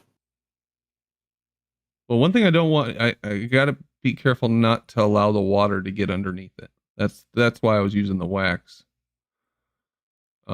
You've got to get a density near the actual density of the water as well, though, because what you don't want is something really super light or less dense, so it shoots up. What you want to experience is the buoyant force where it actually just rests in the middle, similar to the old egg. That's not buoyant force, and that's just equilibrium. So you're just talking about an an equal density to the water, which means it's not. It would push it up to there, wouldn't it, from the bottom? No, if it's equal density to the water. No, I said sorry to start with. It just have to be slightly above it, instead of it being sort of like we originally were talking before. There was so many gaps in there, and we needed to create a seal, or Brandon needed to create a seal. We're talking polystyrene. Now, if you put polystyrene in water, that will like kind of jump up like a beach ball. Yeah, that's what I want. There's a big difference between the density of the styrofoam and the water. Doesn't matter that's whether what you I use want. slightly more. Well, you know, if you use something with a greater differential, then it's going to be easier to measure. Yeah, I beg you, find two aren't different you running into the problem there of actually having something where it's difficult to measure between the buoyant force tolerance, the magnet tolerance, the thickness of the glass tolerance? You're making something that's too equal, so therefore it's going to be hard to differentiate. If you have an extreme difference, then it's going to be much easier to differentiate. Yeah, a core thing that I reckon is going to get involved is the volume, just the sheer volume of the water above it, applying the pressure to the sides of the cone. So it's got to overcome that. However, well, that's why pressure increases as you go down in the water. Yeah, no, that's it. Yeah. That's the thing, and that's where the starting point is before the magnet's removed. But we're not talking 10 meters. We're talking probably 12 inches. It's a fish tank. Yeah, it's a fish tank. Yeah, but why wouldn't I want there to be a big difference? Why wouldn't I want it to be very buoyant? It would make it easier to measure. It would make it easier to measure, but in my personal view, I first thought of multiple things, multiple densities. So you know it's definitely the density force rather than it being one of these effects where, put it this way, there could be so much pressure being built up under that seal that when it does pop, it shoots it up. And it's the force of that and the displacement of the water in the tank and it all trying to adjust that is giving you that big shoot up. If something's less dense than the water, then the buoyant force is going to happen immediately that the weight of the water in the tank exceeds the weight of the object in the tank by volume. Isn't going to happen, is it? So you think that this, the opposite even way though around. the water doesn't get underneath it, you believe that this will go, this will rise? Well, again, I mean, I think putting a seal around it is all you're doing is you're now just increasing, you're detracting from the buoyant force that you're trying to measure. So I'm not sure the point of it. I mean, using a magnet and then letting it go, cool. You know, using a magnet, you can equate the amount of force that that magnet exerts on the metal through the glass. Cool. You know, you can just use a simple fish scale. So if you fish and you've got a fish weigh scale, you can use that, your magnet, and then you can do a few tests to work out basically how much force in newtons required to remove that magnet from the glass, that bit of metal from the glass, which will give you the strength of the magnet through that glass. Because there's going to be distance between the two objects, which means magnetic force is an attenuating factor, yada, yada, yada. So it just means that all your stuff is really easy. Your variables are really easy. And then you can actually do something that's simple. Because, you know, one of the things we try and do is eliminate any variables that we don't need to account for. No, I agree. Yeah. Simple is good. I have a question to ask. If mass is going to increase its weight, or matter or space-time is influencing matter and how to move, and you have this vector, or this force, if you will, which they claim gravity is pulling to it, that's based on matter or equals mc square, which is matter is like the equivalent to the speed of light, right? In the case solid matter is frozen basically light. says that energy and mass are equivalent values in the formula. Okay, but if you want, we can look at a magnet, and a magnet is completely stationary in its point, but it's producing an effect. Yeah. So how does that work with E equals mc squared? It doesn't apply. Well, no, you use Maxwell's equation if you want to actually start looking into that. But we're not Looking doing at that. All we're doing is we're saying, what is the resistive force of the magnet on that bit of metal on top of the glass? That's the only thing we care about. We're not talking about can we develop, can we understand general relativity for space curve, or are we going to talk about special relativity about planar space? It's not about that. It's just about, can we show that there's a buoyant force? I don't know what else that experiment would show, unless I'm missing something. I'm just wondering if you have a constant rate of velocity, you will have an increase in mass, right? No. But yeah. But not really. I mean, it's the square root of fuck all problem, isn't it? Because we don't really worry about the increase of mass on an object until you're getting pretty close to the speed of light. In general relativity, though, you have different velocities, right? Yeah. You have that constant rate. I can't remember what it is, but you have different velocities that you can deduce, and that deduce from whatever calculation you're using. I guess I haven't gone through them, but I know that when you increase in one vector, the other vector increases. But magnetism is stationary. There's no vector in action here. There's nothing moving. Right, we literally it's an attraction between your ferric material and your magnetic field. I.e., you've got positive and negative ions going on, or something along those lines. That's getting down to shit I don't really understand too much. Well, I'm just trying to see how E equals mc squared relates to a magnet. Well, it doesn't. I mean, you're just basically saying that, mass can be converted into energy. Energy can technically be converted into mass. And those two things have an equivalency, which is represented by the formula E equals mc squared. That's what I understand from it. And again, I'm not a physicist. So anyone here with better physics than me can correct me for that. That's just. I'll tell you something I found really, really useful. I watched the Susskind lectures that he did at Stanford University. And one of the things I like, the first lecture goes through the synthesis of Newtonian mechanics and its inclusion into general or special relativity. I always get that one screwed up. And how those formulas are transposed and what's been added to Newton's mechanics to come out with sort of the theory of, I think, special relativity. But it is very. I've watched them a couple of years ago, but it was really, really interesting. It kind of made me go a little bit. Whether you agree with the theory or not, it still was a good way of understanding it. Or at least getting what I call a surface level understanding. Good set of lectures, and then he's funny, isn't he? Do you know what I'm talking about, Gleam, as far as magnetism and yeah, that does go into you nowadays. It's virtual photon exchange, so that's a whole new level. Yeah, but who really, but amongst us, understands photon exchange? Yeah, no, that's apart from having read some headlines, none of us knows maths behind it or the theory behind it. And no one does. Yeah. No one does. Yeah. Even Feynman will admit that. But either way, going back to that, where you said use Maxwell's for the thingy, it was relativity that. I mean, if you look at Einstein's background, his whole he had a picture of Maxwell in his background every single time. Yeah, Maxwell was a hero to him. I don't disagree with that. He built on Maxwell's work. That's what it was all about. And general relativity comes off the back of Lorentz and Heaviside, who figured out. Yeah, but we're talking about curvature of space-time, which is special relativity. No, special straight. Yeah. Curvature is general.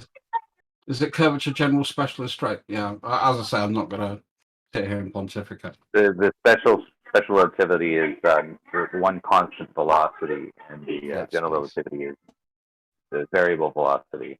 One is flat space and one is curved space. And that's why general, if it's variable velocity, we can account for space-time. Space-time, the curved bit will then be the geodesic change in the movement through space. Yes. Can I jump in here for a quick second, guys? Have anybody here watched the Harvard lectures by Leonard Susskind on Einstein? Yeah, they were just talking about it. I got to laugh. Certainly not the 10 minutes. Pardon? I got to laugh. I didn't get an answer. Yes, I have. Yeah, I have. I've seen many of them, including Right. I've watched a lot of them too. The One-Way Time. That's a good one. I think there was 6 or 7 lectures in the series, wasn't there? Yeah. Okay. I really enjoyed. So I got 3 yeses on watching them. Anyone else? Because if you haven't watched those lectures, you're really not going to be able to follow along with what's being talked about here. Yeah, which is why I kind of said I've only got very surface knowledge, because I've watched lectures, I've read a couple of books on it. How much of it do I really understand at sort of the, apart from the concept thereof, rather than the mechanics there is.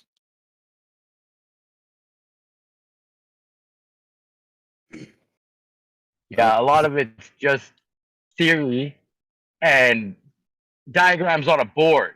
There's no demonstration of any of that lecture series.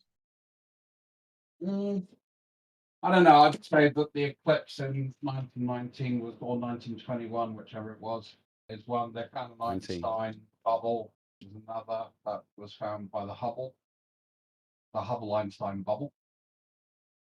So we have evidence to show that gravitational lenses are used a lot to spot distant objects.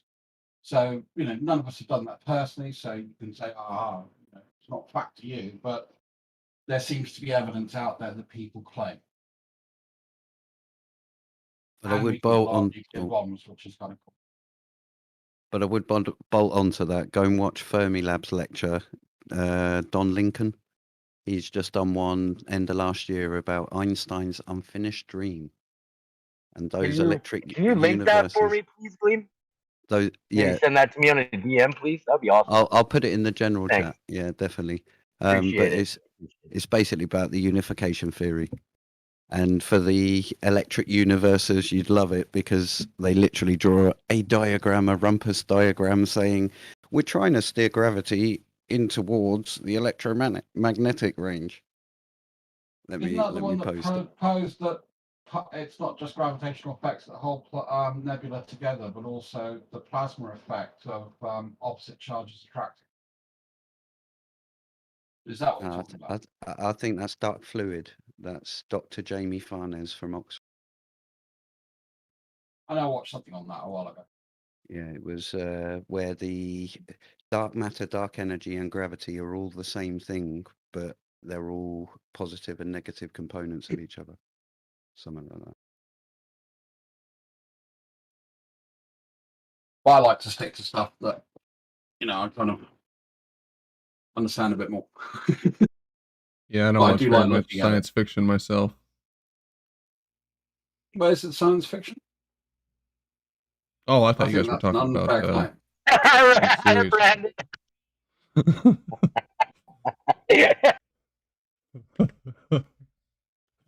Sorry. I don't know. I just can't get into the length contraction, time dilation. Length thing. contraction. Brandon, if you really want to screw with your head, watch the Leonard Susskind series on Harvard lectures about Einstein's gravity and general relativity. It will make your head spin at just how much jargon you have to suck down with no demonstrable evidence. Yeah, it's like learning Klingon, right? There's no Seriously. demonstrable purpose or utility to it. Yeah. But it's a completely different language. Is a language that they've created, right? There is a Klingon language that's been created. Right. What the fuck are you going to do with that? Time. Talk to other people who learn Klingon. Bro. It's the exact same thing. I could learn Klingon or I could learn gravity. It's still bullshit. But I'll tell you what, Lenny's whiteboards and blackboards would put conspiracy cats and rumpus all to shame. Complete shame. He's a professional exercising his core profession and something that he has a much deeper understanding of, whether you agree with it or not, than we do.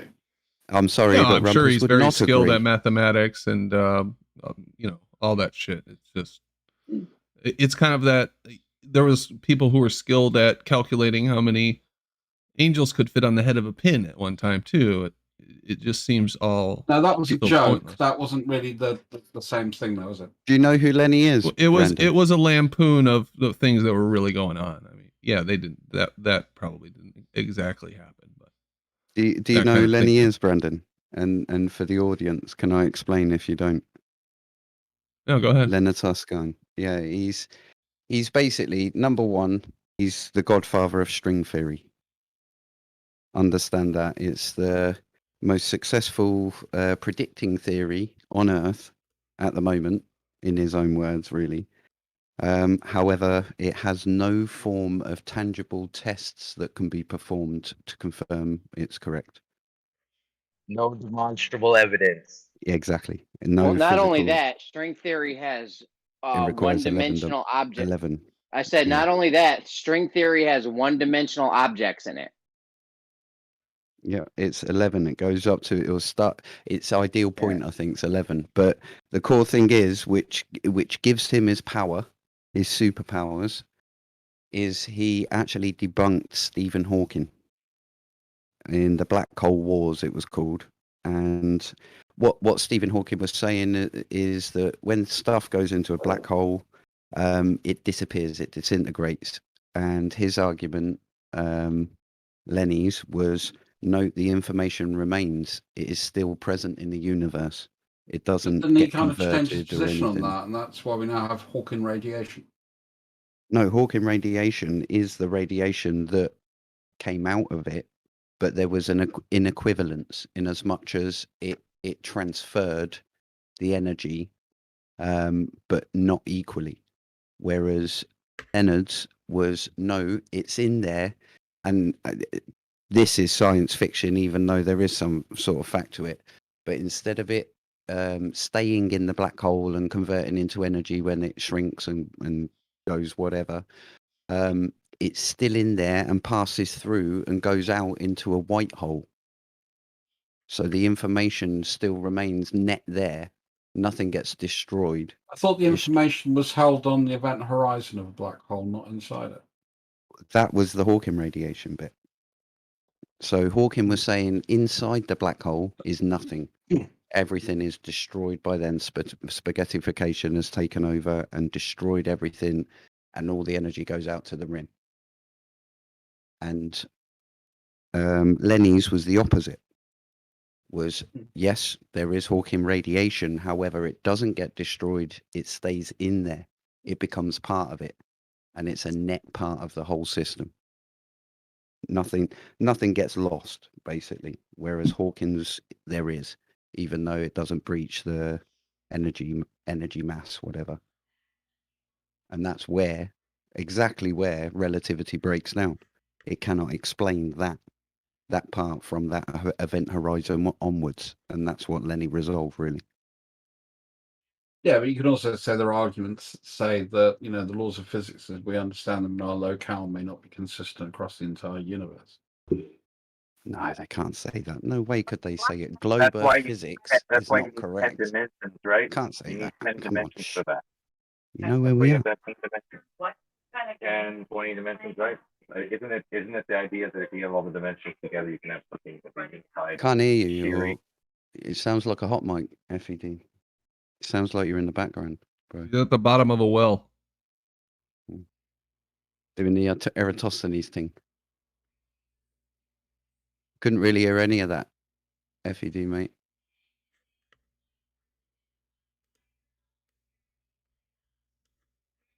Don't worry, we'll get another. We'll get another strong magnetic flare again, and we won't have to worry about the internet for a while. Anton Petrov's just done a video on that. Good. Does he? Because I know there was an event. What was it? The Cardigan event or whatever we'll call it, the event. Carrington. Yeah. Carrington event. That was it. In the late 19th century. Yeah. Wasn't that what knocked out all the telegraph poles, made them work without being attached to any electricity source and shit? Yeah, caused a lot of fires as well. Yeah, what's just been in the recent news is they've just written a paper basically saying that there's multiple of these solar events, and the Harrington one is supposed to be a mild one, and they're saying that we're expected this next one's going to be a super one, a superstorm. I think they actually had a word with Rumpus first before they thought up the word. What could we call this massive sun flare that we're going to get? I don't know. What's a normal one called? A solar storm? Okay, let's call it a super. I know, super. So let me get this straight. They're predicting solar flares. No, what they done is they went through the past, and there was one specific one in 700 AD, which they've traced back through the tree rings. They matched the tree rings up. Oh, that'll be the carbon-14 exactly. discrepancy. It's exactly that. It is exactly the carbon 12 to 14. And yeah, they're basically saying that event there was a massive 10 times the amount of the Harrington event. And the solar flare would be one. There are a number of things. Any super energetic event could do that. Yeah. But solar flare is probably most likely because it's close. But we normally think of the sun being a fairly stable star. Yeah, that's it. But the cycles that they were saying in this paper are brand new, and we should expect the worst. As in, next one could take out now. Everything. It could be in 1,000 years. I think probably in our lifetime it's probably unlikely. I don't know. Mud floods and stuff. As long as it doesn't knock out the internet, I'm good. Oh, it'll knock out the internet because the trouble is we have repeaters. And we might as well commit ritual suicide now. Then when's this supposed to take place? But it won't kill all of the internet, because the internet's very resilient, but it'll probably cut the Americans off from everybody, because you've got really shit stuff. They reckon they reckon the two weakest places, they've done the analytics in that paper, and the two weakest places are actually North America and in between, like, well, it's North Europe. They're the ones that who get disconnected. The first people who get disconnected is China, and the US will get disconnected. And then it'll We'll be... also be able to talk to China the other way, if we're lucky. Yeah, it'll be Europe will get disconnected from China as well, and vice versa. England will be disconnected, or Europe will Sounds be like a good disconnected thing. from. Could be. Carrier pigeons will come back in, I'm sure. If any, we still have passenger pigeons. Oh no, someone shot them. You think it'll impact my crypto portfolio? Yeah. It will become it will just change name to Crapto. I've got all these digital coins. Who will take them? If you think Bitcoin transactions are slow now, wait till they're doing it by carrier pigeon. Oh, Yeah, no, right. no, but you've got to remember that, your computer's connected to a bit of cable, and a solar flow like that could fry your entire computer, including your digital wallet. I've got one of those $6 things that's supposed to stop the surges, though. I've got a surge protector from Walmart, so I'm good. Have you got a guarantee and the receipt on it? You'll be fine. Yeah. Albeit force majeure may be in that contract. You need to read the terms and conditions. Or Shit, I'll Walmart dig bought that it up. from some dodgy Chinese company who are no longer in existence. Because most of the time, liability is passed back to the manufacturer after it's a year old. Or getting back to the science fiction, the Chinese manufacturer put a specific component in there which reflects the radiation and actually saves the world. How are we? Seriously, that would be brilliant, wouldn't it? But no, not Huawei.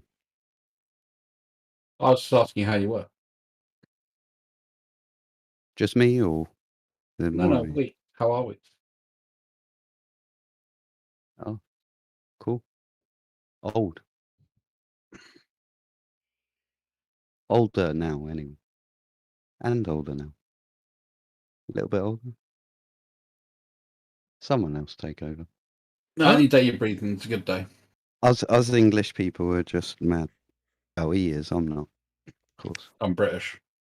What'd you get for your birthday, Gleam? Doll and a drum and a kick up the bum. Huh? You got a cat. Wait, is there a difference between English and British? Yeah. Well, I was born in Scotland. I grew up in England. Oh, that's right. I'm not really. I can't really say, "Hey, I'm culturally Scottish" because I grew up in England, but that's where I come from. I can't really say I'm English because I'm not. I don't have much English blood in me. But I am English. But my hereditary comes from everywhere but England. It's Scotland, Ireland, Wales. Ooh. That's where my family comes from. Ireland, mainly. Yeah, I'm about 60% Scottish and a little bit English and a mix of everything else. Are you live still? Yeah, this has got to be one of the fucking most chillest shows we've ever had. I thought you ended it or something. The way Wednesday night chills. We should have jazz music. Chill energy. That's it. It's the chill energy. Anyway, let's get back to arguing. Where's Rumpus? There he I'll is. tell you what, He's in. I'm finding it very weird being sober 24/7. That's a fucking first for me for about 2 decades. I tell you what, though, I enjoy Dress a whole lot more than Rumpus. Straight away. Yeah, it's because I don't speak for 20 minutes and tell everyone they're an utter moron. And tell us that you're explaining reality to us. Yeah. You're basically not Rumpus because that's all he is. Well, the thing is I mean, we're talking about shit that is so far beyond, the conceptual understanding that we have, which is why I like to deal with stuff, stuff hitting stuff, we can work out the forces involved. That's not rocket science. But when you start to get into things like Lorentz contractions, I don't know, Gleam knows his stuff, and because I kind of tested him on electromagnetics, and I know he knows his stuff. I know he's done some electronics engineering, or at least he has some conceptual ideas around it. Yeah, there's no definitely no there. Yeah, I don't. So and he's done the same kind of shit to me. It's what technical people tend to do to each other. Are you talking bollocks or not? We're going to work out in about 5 minutes. But if I start talking about DKIM, DMARC, and SPF, Glee might know a bit about that. But if I then say, what's the difference between an RUA and an RUF? He might start to get a bit of problem there because that's getting into more specialized levels of knowledge. Wouldn't have a clue. Have a clue. And it's not in his skill set. But if it was around mobile technology and application development for that, he's probably got a bit more knowledge on that than me because I don't code. I just make shit work. I solve problems. So, if anyone's looking out there for a team, we're now employable, and he's stopped drinking. I'm not going to stop smoking though, so that needs to be in your employment contract. Yeah, no, that's what I'm saying. He's stopped drinking now. No, I haven't drunk for about 30 years. Nah, high five that. Yeah, no, I gave up the weed. What'd you do that for? Because I've been stoned for about 20 years. Thought you might dry out for a little while, see what the world was like. Exactly. Actually, that's the way I can even I'm honest, I've function at this probably been point. stoned for close to 30 years, but yeah. Yeah, me Holy too, shit. about 25, 30 years. That's the only way I can even function at this point. Without it, I just spaz out on heads. Actually, I'll tell you what, it's certainly solved a lot of my anger problem. I was quite surprised, actually, how much more even-tempered I'm becoming. After you quit? Yeah. Interesting. Yeah, it's the opposite for me. I start getting on edge if I don't don't smoke. Like I'm good. I'm chill. No. The first week was I was grumpy as fuck. But after that, actually, I found my reacting to people was a lot less. Why would you even do this to yourself, though? Did you get put on probation or something? No. I wanted You get a PO? No, I wanted to see if I could do it. Quitters never win, Drust. I'm not quitting. Nah, good on you, merely Joss. reevaluating my life and seeing what changes make. Change is a constant. Change is a good thing. This is about learning. You do seem more calm. I don't know if it's because you stopped smoking or because you're not in gems anymore. I think everybody's more calm when they get out of that. Probably because I'm not interacting with Chemo, because he is not someone I like. I was about to use a really harsh invective there and decided against it. But yeah, I'll tell you a fact. If I can probably go for a beer with Gleam and would have a good chat. We'd disagree on lots of shit. I agree. But we'd have a good chat. I agree. If I went for a beer with Chemo, I would fucking kill him. You'd end up falling in love. You'd end up falling in love by the end of the night. No, I'd kill King. I would absolutely fucking do his head. You guys would be hugging and kissing and grabbing ass all over the place, probably. No, there is. I will say that over the years, literally, we've had hours. We could have been in a pub for hours, you know what I mean? And we've had massive disagreements and massive falling outs, but there's never been a point where either of us have crossed the line. And I will say, Chemo crosses a line for me, and he crosses a line for me that I find morally unacceptable. If there was a bar, that's me personally. If there was a bar that we met in and had these discussions inside a bar, there wouldn't be a fucking glass left in it, or a window, or a chair to sit on. We'd all be standing there with totally destroyed room all around us. I think a lot of people would change how they interact with others. I've always tried to maintain the position that there's nothing I'd say to someone on Discord that I wouldn't be prepared to say to their face, and that is something I kind of hold to. I reckon there'll be a lot of people who'll wind their neck in, though. Definitely. Oh yeah. Face to face, people that. I might only be 5'10", but I'm about 4'8" wide. It's more. It's more. I love the internet because it does give you that confidence that you should have in life, and I love if Rumpus is that confident in real life as well. If he keeps that confidence, then that's a trait. But even though I despise the living hell out of He's it. exactly like that in real life. Seriously. Is that supposed to be a picture? Is that supposed to be a Seriously, picture of the that is sun? funny. Love him. No, this is supposed to be animation.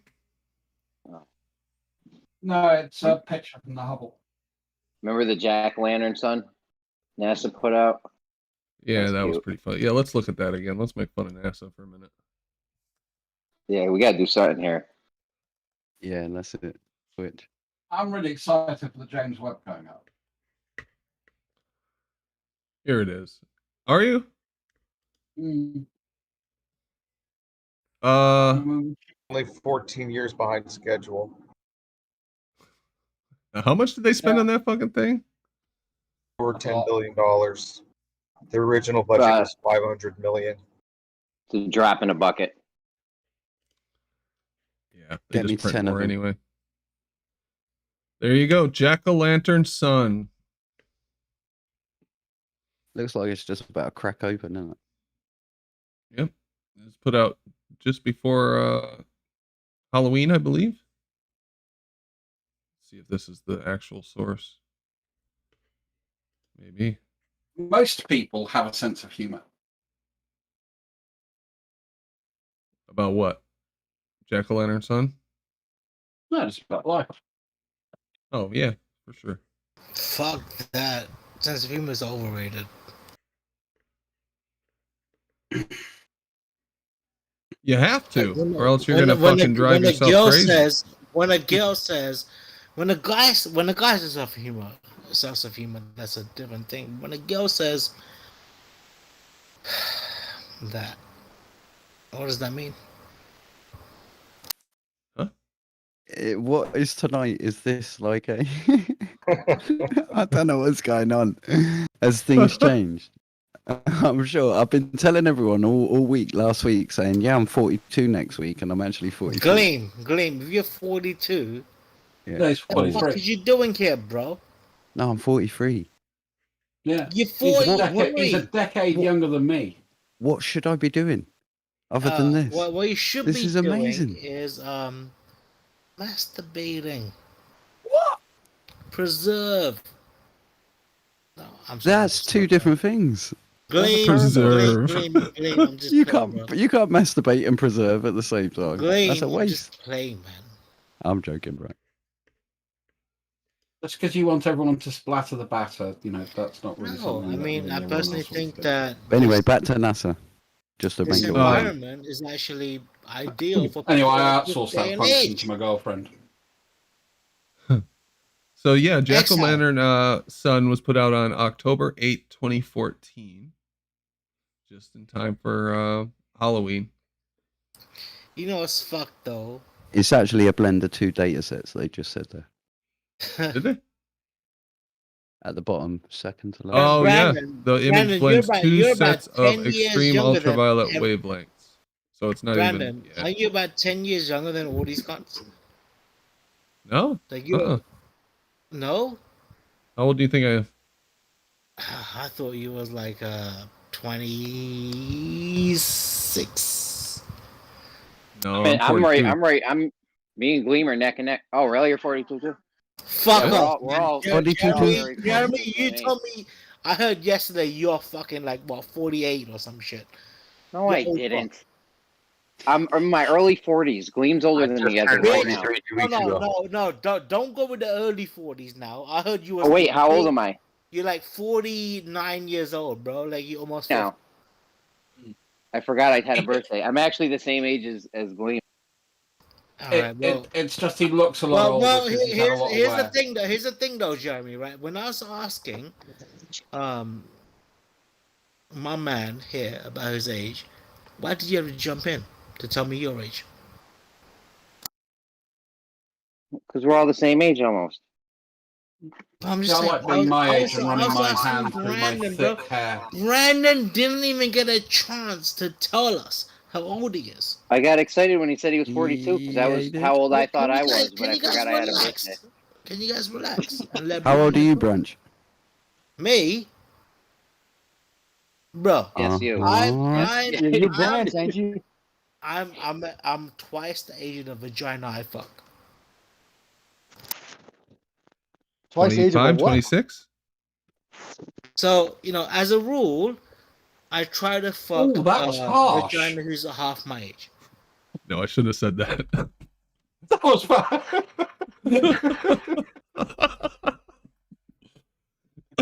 He's not sleeping warrior.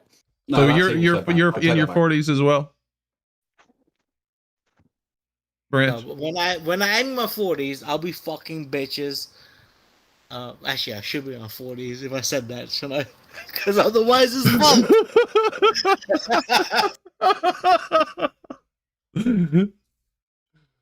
Oh shit!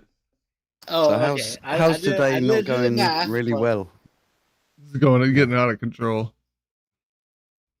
This is better than any normal show. Oh, Well, I'm no, sure. I mean, But anyway, honestly, dude, Brandon's vagina is I personally think Brandon has a very nice petite vagina, and all you dumb cunts need to lick it. Someone needs Jesus something. Christ, Branch. I'm gonna mute you for your own good, brother. Yeah, thanks for the tip. I guess the worker girls are on strike around your area. Happy 420, by the way. Liam, that is really fucking scary because that was a very similar thought that went through my head that I suppressed. Let it Anyway. all out. Let it all out. Yeah, NASA. Selects a crew Yes, we shall move to away from simulate ladies a of trip to negotiable Mars. virtue and back to science. So yeah, Mars to Moon. That's what they're doing, aren't they? They're now looking serious. Let's get a base on the moon, and let's go from the moon to Mars. And help. They selected a crew. If we had really went to the moon back in the 60s, we would have had a base on the moon. We're just sitting here waiting for a big asteroid to come wipe us out like the dinosaurs did in their paradigm. So, why wouldn't you? That'd be the first thing you do is get people on other bodies out there. That way, in case something stupid happens here, we still got humans out there that can repopulate Earth on some Adam and Eve shit. Where are they gonna live, though, dude? If we'd really gone to the bottom of the Challenger Deep, we'd have a base at the bottom of the Challenger Deep by now. I don't know. Let's pretend. Go ahead. Well, you remember this story, don't you? Scientist wants to send 6.7 million sperm samples to the moon earlier That's this the year. dumbest shit ever. Yeah, right where we can get at them if we need them. Oh, so if there's some catastrophe, if there's some catastrophe that wipes out humanity and we need that sperm, we're gonna be able to get to the fucking moon? Really? Exactly. Some alien's gonna come along and the moon. Can we call that the lunar bukkake event? Hey, just real quick. Yes, that's what we're calling it. The lunar bukkake. Anytime we refer to this, it's the lunar bukkake. Just real quick, I watched a really good sci-fi movie the other night called Oxygen.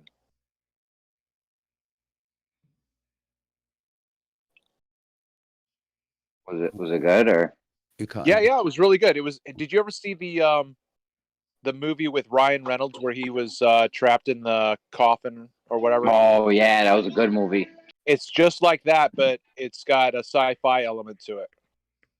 So it's just basically one actress, and she wakes up from cryogenic sleep, and she's trapped in her pod. Oh, I saw the commercials for that. What's it called? Oxygen. What's with you, man? You've been on a movie kick lately. I know. I'm binging on the Santa Clarita Diet, man. It is absolutely hilarious right now. Huh. I think I saw a couple of those ones. Is that the diet where you only eat meat? Yeah, but it's like Dexter meets a zombie with Drew Barrymore and Timothy Olyphant. It's Oh, it's not. I thought you said diet. yeah. It's called the Santa Clarita Diet. It's a zombie movie meets Dexter. Oh, all right. I see what you're saying. Did you ever see The Wire? I've heard good things about it, but I never watched it when it was on. That was a great show. Phenomenal show, bro. You gotta get it. It has nothing to do with anything you just said about zombies or Dexter, but right, yeah. No, I've heard it. If you're going off on a tangent, wasn't it? You guys ever seen MASH? Filmed here in Baltimore? It's 420, by the way. The best series I've seen recently, I've watched recently, was The Strain. The Strain? I saw a few seasons of that. It was all right.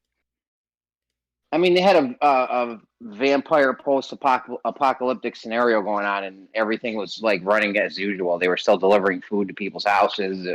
I don't know. You've only watched series 1 and halfway through series 2. It changes about that. Oh yeah, about that. Yeah, but it was right at the beginning. Yeah, when it was just starting. Yeah, trust me, it gets a lot darker. It's just a really good story arc all the way through. And I really like series that have good continuity and story arcs. That's why I like Babylon 5. And so some of the acting was really, really bad, but as an overall idea, I thought it was brilliant. You said it's called The Stray. The Strain. Strain. By Guillermo del Toro. It was all right. Guy behind Pan's Labyrinth, isn't it? Yeah. Pan's Labyrinth. I wish Pan's Labyrinth. Pan's Labyrinth was amazing. I wish that was in English. Does it have English dub overs or anything? Because I can't. Dude, no, you just gotta. Well, Je ne comprends pas, s'il vous plaît. Yeah, I can't do it. I can't do it. It was so good. James Richard said $5. Why promote Globetard Hollywood? What's wrong with you guys? Yeah, it's true. I know. It makes some good shows though, but yeah, you're right. They are pretty sleazy. There's some good stuff that comes out though. You got to do something, man. You know. Guillermo del Toro is the fact he tends to use practical effects. Thank you, James. Yeah, that beginning opening bit with the soldier, brutal. Was this supposed to be equivalent to like David Bowie's Labyrinth? No, I hated Labyrinth. I couldn't even start. I absolutely love Jennifer Connelly. You know what I'm saying? I couldn't even get past I couldn't get past the first 10 minutes of Labyrinth. I just couldn't do it. And I love Jim Henson too. I love the the style of that early stuff with the Dark Crystal. Yeah, David Bowie. You got David Bowie in the mix. The Bog of Eternal Stench. Come on, bro. I couldn't do it. I tried. Give it a chance. I couldn't do it. That fucking show freaked me the fuck out when I was a kid. It was awesome. I loved everything Jim Henson did when I was a kid. I even cried when he fucking died. This is what Jennifer Connelly looks like now. Yeah, she's totally not hot anymore, in my opinion. I'll do that. She was amazing in Career Opportunities though. That time when she was riding that horse that she still looks all right. I mean, yeah, but if you look at back not with her jawline or something. She was stacked back. The ears ain't right. I can't put my finger on what's wrong with the way she looks, but something's not. Yeah, she looks like she's not healthy in terms of her weight. Like she looks emaciated to me. Maybe plastic surgery. I don't know, man. Yeah, something with her face. It's her jawline or something. I don't know. That's what creeps me out about Hollywood too, is all the plastic surgery. I don't know about you guys, but I can tell immediately when someone has had some work done, and it's a total turnoff for me. Oh man, did you watch The Boys on Prime? Have you seen The Boys? Yeah, love that. Yeah, I did watch that. Oh man, Elizabeth Shue, she looked like a total fucking man in that whole show. There was nothing about her in that show that I was like, oh man, I had a huge crush on her when I was a teenager. I know, but who was not when we were kids? When we were kids, two chicks I can think of off the top of my head. The chick from Howard the Duck, and Short Circuit, and those movies with the short hair, and Winnie from the Wonder Years. But those by are the my way, two Winnie when I was from back in 80s. Just continue down the vampire I thing. love that you're talking my era. That is so funny. And you're Has anybody American, and watched that's Near what Will was Dark? watching. Near Dark.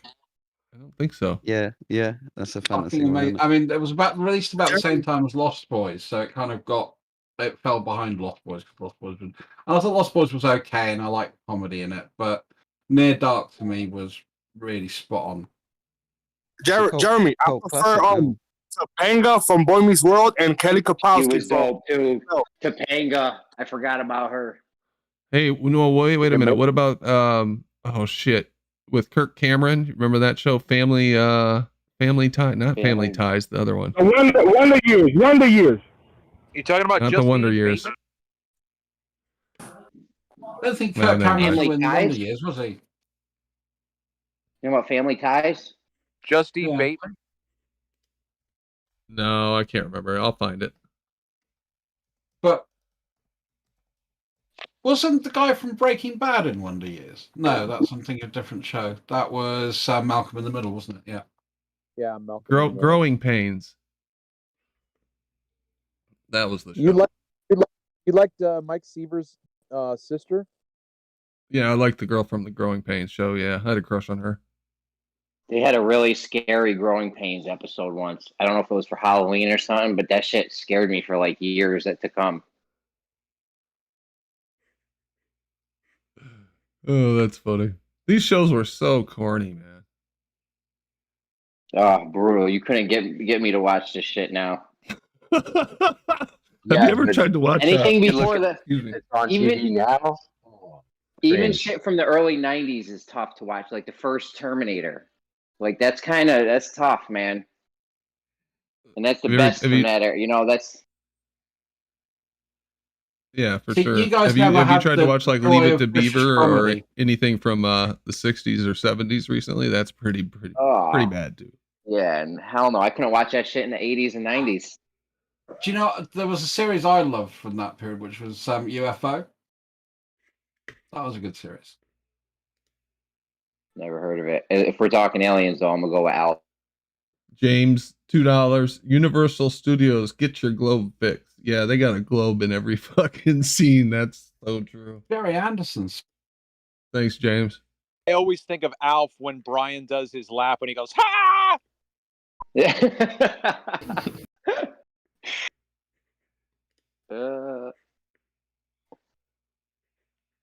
I always throw my headphones down when he does it. What's good? Did I miss the show? This is the show, believe it or not. Oh. We were talking about the Lunar Bukkake a minute ago, and what else? We're just talking about movies now. Lunar Bukkake? What the fuck? Yeah, see, we got to make that stick, bro. That's a catchphrase right there. That was They genius. want by our you, help Jeremy. filling it up, man. No, Gotta get going. no, that was your idea. That was you, Dress. You're gonna get 75% credit for this one. To be Brandon's fair, it vagina. was something that I did to a guy called Nephilim Free like about 7 years ago, when he was saying that the fountains of the deep opened up and that's why we have craters on the moon. And my response was, so Earth did a lunar bukkake on the moon. They're remaking so many shitty movies, man, and there's a lot of good old movies that I wish they remade, like Short Circuit and the movies about the little alien aircrafts that the kids find. What's the name of that movie? They're like little flying saucers. Batteries not included. Batteries Spielberg not film. included. Yeah, that's what he just Yeah, said. yeah, that one. Battery not included. That one and Short Circuit. I wish they remade those movies. If you want a good film to watch from that period, look at Small Soldiers. That's an awesome film. Be careful what you wish for, Matrix, because they might just ruin something you love. They have a habit of doing that. They might just fuck up on fucking Johnny Five and shit. Make them like all new, like Tesla with fucking electric batteries and all that bullshit. I'm looking forward to the remake of June. I want to see how that stacks up against the Oliver Thingy version.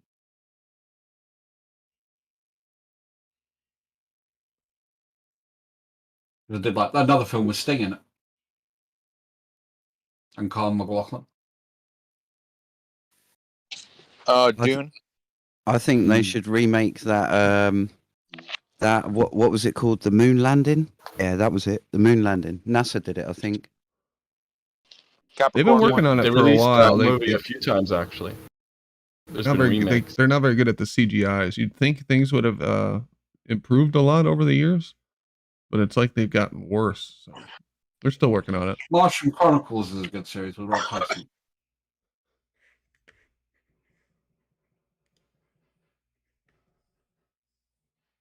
I'm going through my DVD collection at the moment. It's really bad. James Richard sent us a couple super chats. He's not happy about the Hollywood talk. But he says Stephen King, The Stand equals COVID lockdown. So yeah, they do. There is a lot of messaging in the comes out of Hollywood. Extension of, I don't know, propaganda pretty much. I mean, they pump us full of a lot of shit. Yeah, but I always like reading kind of like, people's views on, the implications of an author's writing and the subtext and the meaning of what he meant by it. And then you read the author's comments saying that's a load of fucking bollocks. That always amuses me. Because I think you guys remember the Wraith? One of Charlie Sheen's first movies? That was really That was a good. good fucking movie. That was a really good movie. Which one? It was called the Wraith. The Wraith. Okay. Actually, I tell you a film they are remaking that. Aliens or what? That's Christine, because I really like the original version of that. About aliens?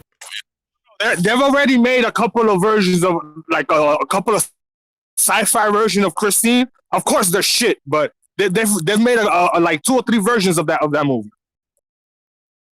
The Wraith. Was somebody asking about what the Wraith was about? Yeah. No. It's kind of like shit. What was that one where Nicolas Cage played that guy that came back in the motorcycle with the chain? Ghost Rider. Ghost Rider. It's kind of like that, but in a car with Charlie Sheen. And no flames.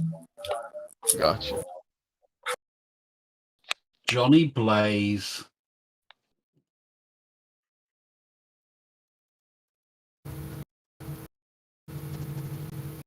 Of course, see, now I'm really going back to my childhood. I used to have loads of Ghost Rider comics. I think, wasn't Sherilyn Fenn in the Wraith? Wasn't that she? She was pretty hot. Oh, it was a girl. No. I think she was just a girl in the movie. Sherilyn Fenn. Well, it's midnight here and well past my bedtime on a work night. So I will bid you guys adieu. Have a good night. Just to carry on with the French theme that Gleam started. Au revoir, salut. Cinnamon. If we're talking about hot girls, don't forget Mrs. McFly herself. She wasn't that hot. Nah, she was pretty hot, man. I didn't think so. Did you guys realize they changed her from the first one to the second one? No, that was Elizabeth Shue. That was Marty McFly's girlfriend. He's talking about the mom. Shoot, what's her name? Like, it's on the tip of my tongue. I know who she was in. Howard the Duck and other stuff. No. I'm talking about the girlfriend that became the mom in the future. Oh, yeah. We talked about her earlier. That was Elizabeth Shue. She was in the second and third. Wasn't she in the second and third? Yeah, because the first girl didn't. She was only in the first movie. Don't even know who she was. It took me until like this year to realize that they changed. Like, what the fuck? How did I never notice that?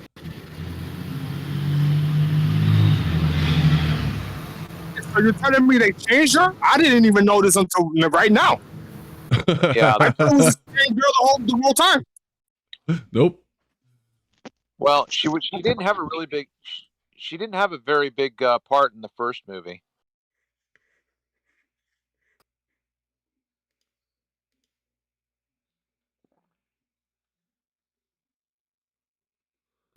So anybody got any globe proof?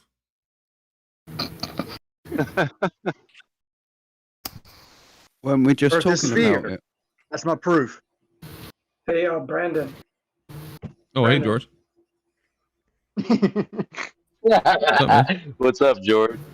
Real quick, Brandon. I sent you a DM over an hour ago to clarify this bullet thing that Kosho and Jeremy were talking about regarding. I didn't know if you got that.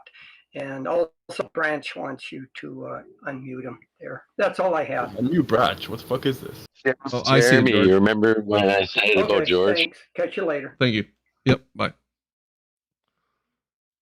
I have now unmuted Branch. I thought George was going to tell us something about the bullet. Did George say the bullet? Hey, George, Drop at thank the you. same time Thank or you, no? George, for getting unmuted, bro. Did George say the bullet Yeah, it drops was at the very same kind. time? Look, Or did he out of say what all Kosho you said? out of all you cunts, right, that could have helped me out, George is the only motherfucker that came to my hand. Yo, you're absolutely right, Branch, and I apologize. I just wasn't looking at my screen at all. If I had known, I would have been on Brandon's ass in a heartbeat. I mean, we would have started a Brandon, riot. And he would have We would've liked started it a too. riot up here, All man, these if we had cunts, they literally fucked you over, Brandon, and you still want to fuck me over with a fucking mute? You said I had a tiny pussy. Brandon, what I'm trying to say is this, yeah?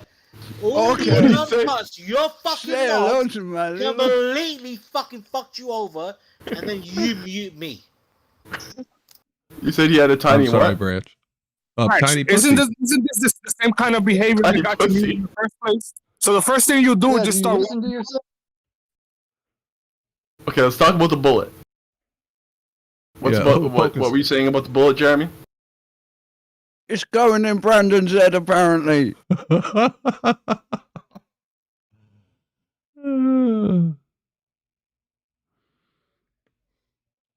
Anyway, Billy, you got some globe proof, don't you? Oh, you're busy. Okay. No globe proof tonight, I guess. You give me. And we'll have to wait at least No 3 different days for than Brandon to anything. catch up on his inboxes. Very busy That is man, true. this guy. You know, very. I busy have man. the ultimate globe proof. Smartphones exist.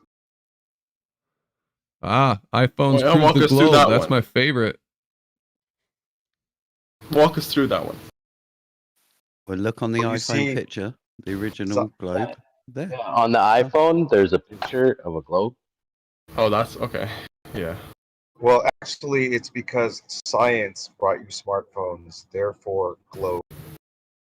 That's the argument? I love it. Damn. How did we not consider that one? Like, we've been in this for a while. We didn't consider that very obvious answer. We must be lacking. Fuck it. I might Don't as well question delete this science. fucking Discord. Show's over, folks. Pack it up. Listen, the bullet, right? George says it does hit the ground. It's, if you drop a bullet and shoot a bullet horizontal, George says the bullets hit the ground at the same time. Kosho says no, they don't hit the ground at the same time. That's not a direct quote. I have the direct quote. It's not necessary.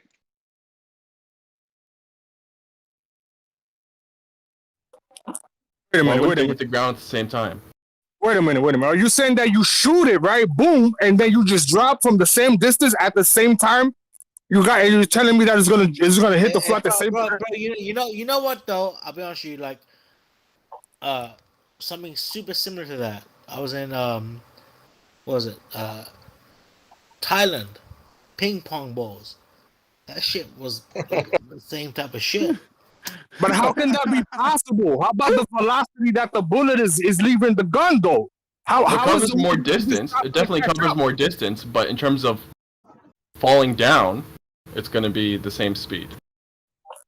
I mean, shit. It seems like the one that you shoot is just because of that initial velocity is gonna go a little faster, doesn't it? No, the bullet according goes to the- faster. But in terms of falling down, it covers the same amount of distance in the same amount of time. It's going down in that downwards vector, the same speed. According to the Globers, though, it won't. Oh no, you didn't. According to the Globers, though, the Globers, bro, the only reason shit Hold doesn't on, get hold over is because Hold of on. speed. It's not about mass. No. Nothing about mass. Hold on, let Jeremy get in, man. According to the Globers, Earth's curved, so they wouldn't hit the ground at the same time. However, some Globers think they do hit the ground at the same time. I think Globebusters did a thing. Somebody was saying earlier, Globebusters did a thing showing that they hit the ground at the same time, which would be indicative of a flat Earth. Man, I swear I remember Kosho like a week and a half ago saying, or like a week ago, saying that they do hit the ground at the same time. Well, now he's saying they don't. But even on a Glober, Okay, would no, the hold on, conservation hold on, of hold on, momentum taking hold on. effect? Oh, RC's back. The whole point was like within what tolerance? Okay, within what tolerance? We're past that. We're now at the point. Oh my where gosh, they do Jeremy. don't- We're now at I the say point you're where fucking they do, wrong, bro. Don't make We're me. now at the Don't point- make me. So Jeremy, We're now at the point. Hold on. We're now at the point to where the bullet does and doesn't drop at the same time. It doesn't. RC, It doesn't what hit do the you ground think? at the same time. Is it the same time or no? they're going to be within a tenth of a second of each other. Is that within the margin of error for it to be the same time or no? So not at the same time, or yes, same time. I gave you a more specific answer. Let's say we increase Within the a tenth scale. of a second. All right, let's say we increase the scale. We're doing it 100 kilometers above the surface of the Earth, and we're shooting this thing, and it's going like no, hold up. a fucking imaginable distance. Percent. The reason I left last time is because everybody wanted to do 45 scenarios. Yeah. Let's talk about one. Let's just talk about the principle. Are they going to fall at the same time or not? Are they going to hit the ground at the same time or not? In practicality or in theory? In reality. In reality. Jesus. Why do we let in reality? Masti anally. Okay, don't It's ignore entertaining. Listen, but it doesn't make any sense if you shoot. James, thanks, man. Open Range, great movie. I never watched that one. I'll have to watch that. I liked No Country for Old Men. That was pretty twisted. I don't understand why. Because there's a thing about this shit. Because if it's getting shot, obviously it's gonna leave with initial pressure from the shot.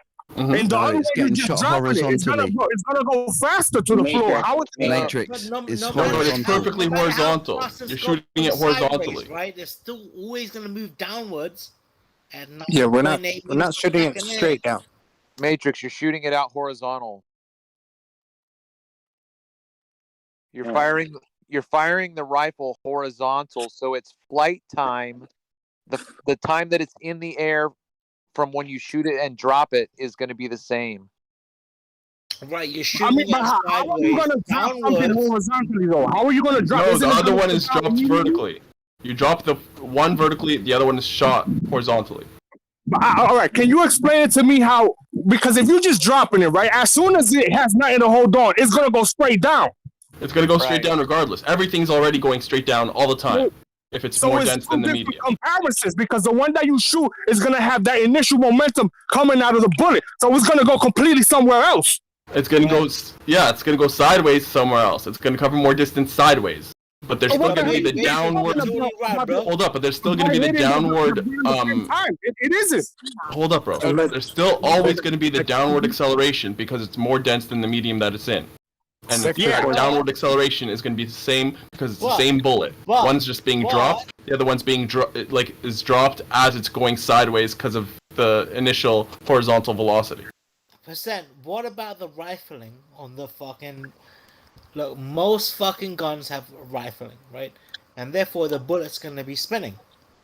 Yes. Right? Even though it has no fucking wings, that just stabilizes it. Is there a certain degree? But because of its spin, depending on the direction of the spin, will that have an impact? Yes, I would agree that there's the windage and like the effect of the spin on the windage would be a major factor. There's the magnet. No, it won't, motherfucker. You guys have a certain degree. A certain degree that you're gonna shoot the initial bullet. You guys have a certain degree because it all depends on what degree. 0 degrees. I mean, it doesn't seem It does. seem like they're gonna drop Based at the on same what speed, man. Percent just said, it's gonna have an impact. There's the Magnus effect that will make the bullet go to the left or the right. It's called the Magnus effect. But beyond that, it's not going to give it any more lift or anything. It's just going to I don't know if you deviate. can say that.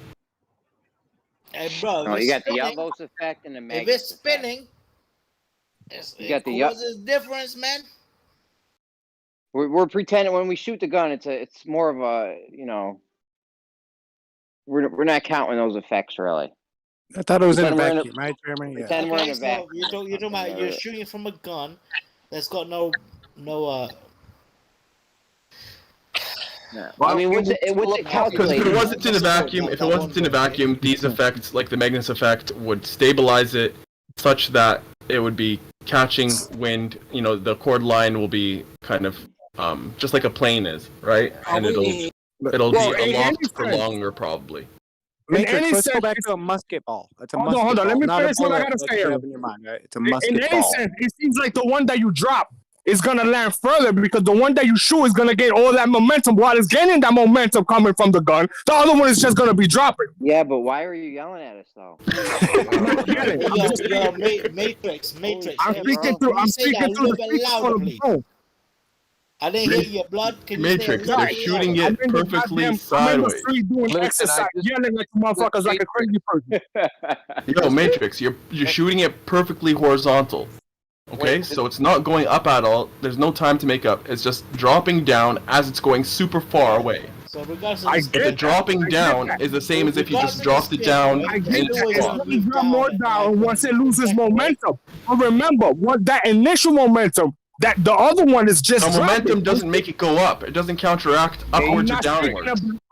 But it's not gonna go down immediately while the other bullet is just going down immediately. It's gonna get. It is immediately going down as it leaves the chamber because it's more dense than the medium that it's in. You just don't really recognize it because it's covering such a huge distance.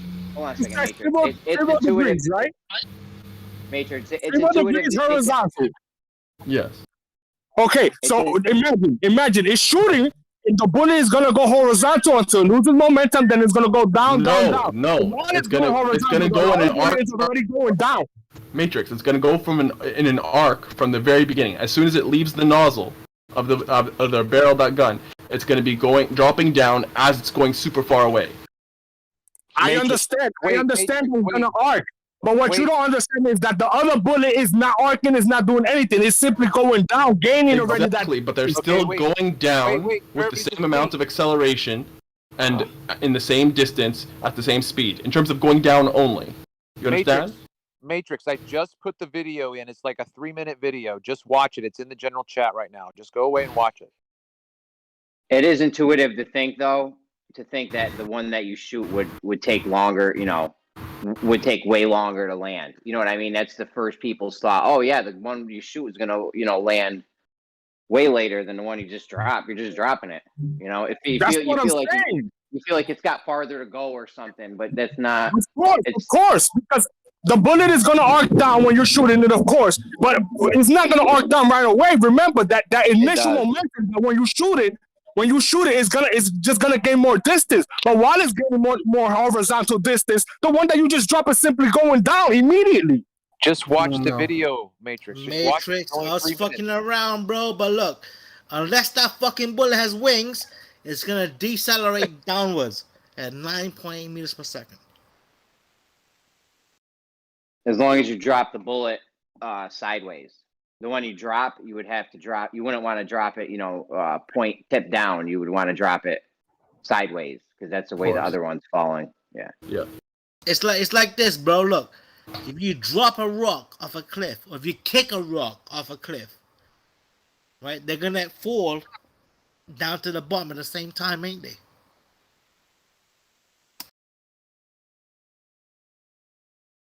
The point is, what happened in the Mythbusters video? What in the Mythbusters video? What happened? Did the bullets drop at the same time, or what?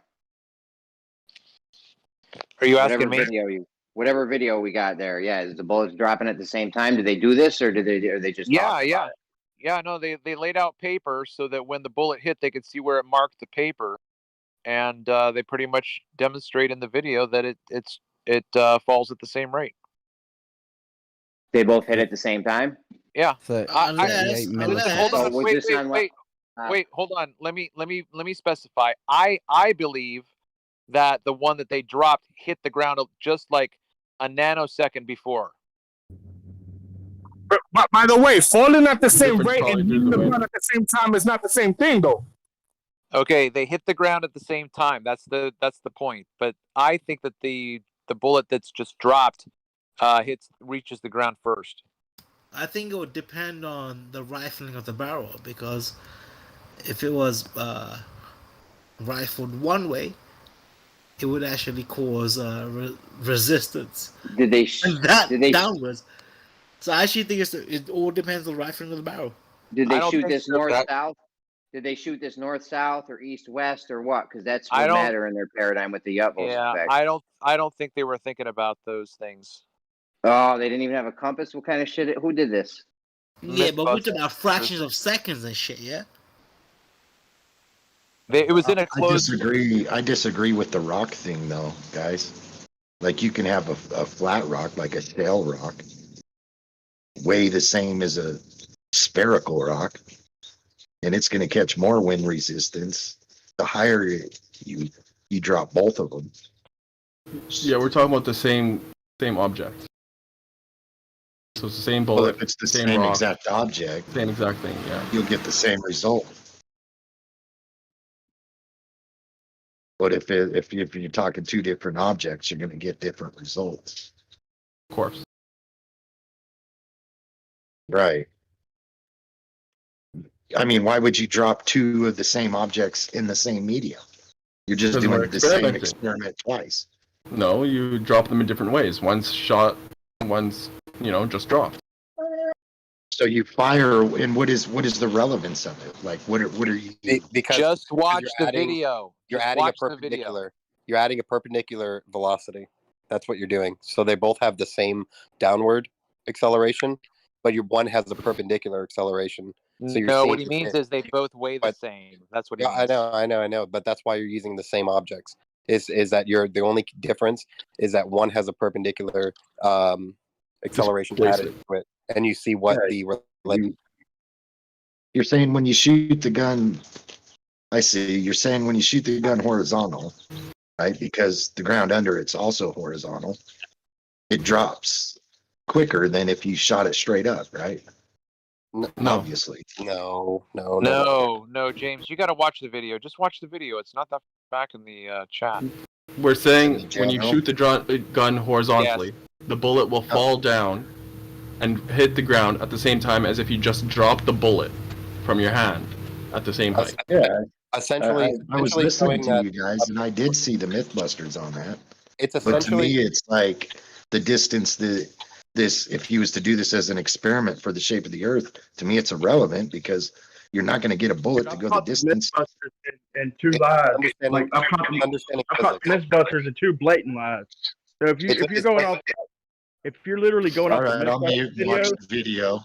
Can somebody repost it so I ain't got to scroll? Because it sounds like you might have posted it a long time ago, or not? I think that you all need to fucking do an experiment. They're not credible. There's no way you can get the bullet to fly straight though. Like you're gonna have wind. You're gonna have other effects. You're gonna have the magnet. Listen, hold on, man. If you fire a shot, I shot at 300 meters. Oh my God! You guys stop talking at the same time. I was already talking when both of you motherfuckers started. I was over talking Jeremy before he started talking. Well, anyway, I ain't said nothing all show, so let me say one thing real quick. What the fuck? Say it after Jeremy, man. They have guns in the middle of his thing. Wow, and take a few seconds to fucking get that foul. What are y'all talking about? A fucking bullet will hit the ground. Y'all trusted Mythbusters? Are you fucking kidding me? No, the point is that this is inconclusive. It's not proof for the globe. They try to say it's proof for the globe. It's not. No, as far as I remember, MythBusters is not about the shape of the globe. It's just about the physics. No, when I say they, I don't mean I don't mean MythBusters. I mean like Globers, like Kosho or whoever else. When they say that this is proof of the globe, that it falls at different times or whatever, it's inconclusive because they can't possibly account for the air in this, horizontal corridor. So they can't really say shit. It's inconclusive. Yeah, they did actually fuck with the rifle and the fucking barrels. And if anything, They didn't make a difference. If anything, experimentation or whatever on a small scale or what have you, or in environments with atmosphere, support that it's not globe evidence. Here's the test. Listen, here's the test. You get some self-leveling concrete, right? And you get it level. It's obviously going to be level. And you drop something. You don't even need to do it far. You should be able to do it over like a few feet or something. And the one that you throw or shoot or move should take longer to fall. Well, you could do this in a vacuum. There would be no wind. Jeremy, you know what? I would agree with you, yeah? But I'm fucking muted in the other fucking room, so I can't. They have artillery, like artillery shells that'll go a couple miles, bro, and they're in the air for seconds. Like literally, I mean, I don't know exactly, but like what, 8-9 seconds? I mean, yeah, but that depends on the arc and the caliber. So they're just trying to, I think, use a caliber that's equal to proving, the physics of the demonstration.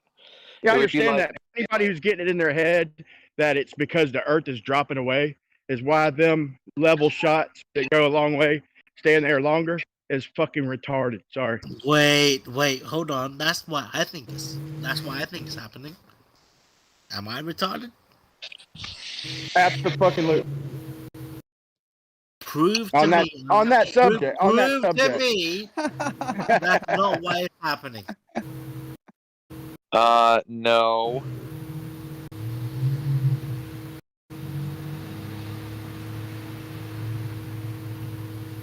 If you think something like a railgun can shoot around the world, we can calculate. Oh, my bad, Brian. Go ahead. You haven't been. If you can hit yourself if you could hit your own ass with a railgun, if that's what you think, then yeah, I'm gonna have to say on that subject, you're definitely lacking. All right, explain to me. Listen, hold on, Branch. Hold on. Let me address George. All right, never mind. Go ahead. Fuck George. Fuck you, George. Go ahead, Branch. Go ahead, man. I want to say I don't want to talk.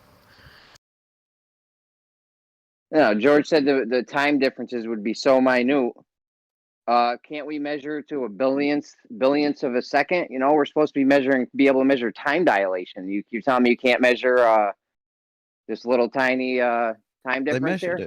Oh, bro, that's what I was trying to say. Like, if you look at the rifling of a barrel, bro, and if you shoot a fucking gun out, and it's rifled one way as opposed to the other way, I guarantee you can find a difference in the time it takes to hit the ground based on the rifling of the barrel. But that's not even something we're talking about, though. That's something we're talking about, fractions of a second. But it's still a thing. I just saw the video, and one did land it faster than the other. It says by a fraction, but it doesn't matter. A fraction, a minute, it doesn't really matter. The thing is that it landed first. I'm gonna go to the extreme here. I'm gonna talk about the railgun real quick because that's let's say you remember that program, the railgun that shoots like 70 fucking miles on target, whatever, with no up to 100 aiming and shit. Yeah. That program was discontinued, unfortunately. So it never had any real life action or use. Bullshit. You see that motherfucker hit that when they fired that fucking shell at that fucking that was testing. wall.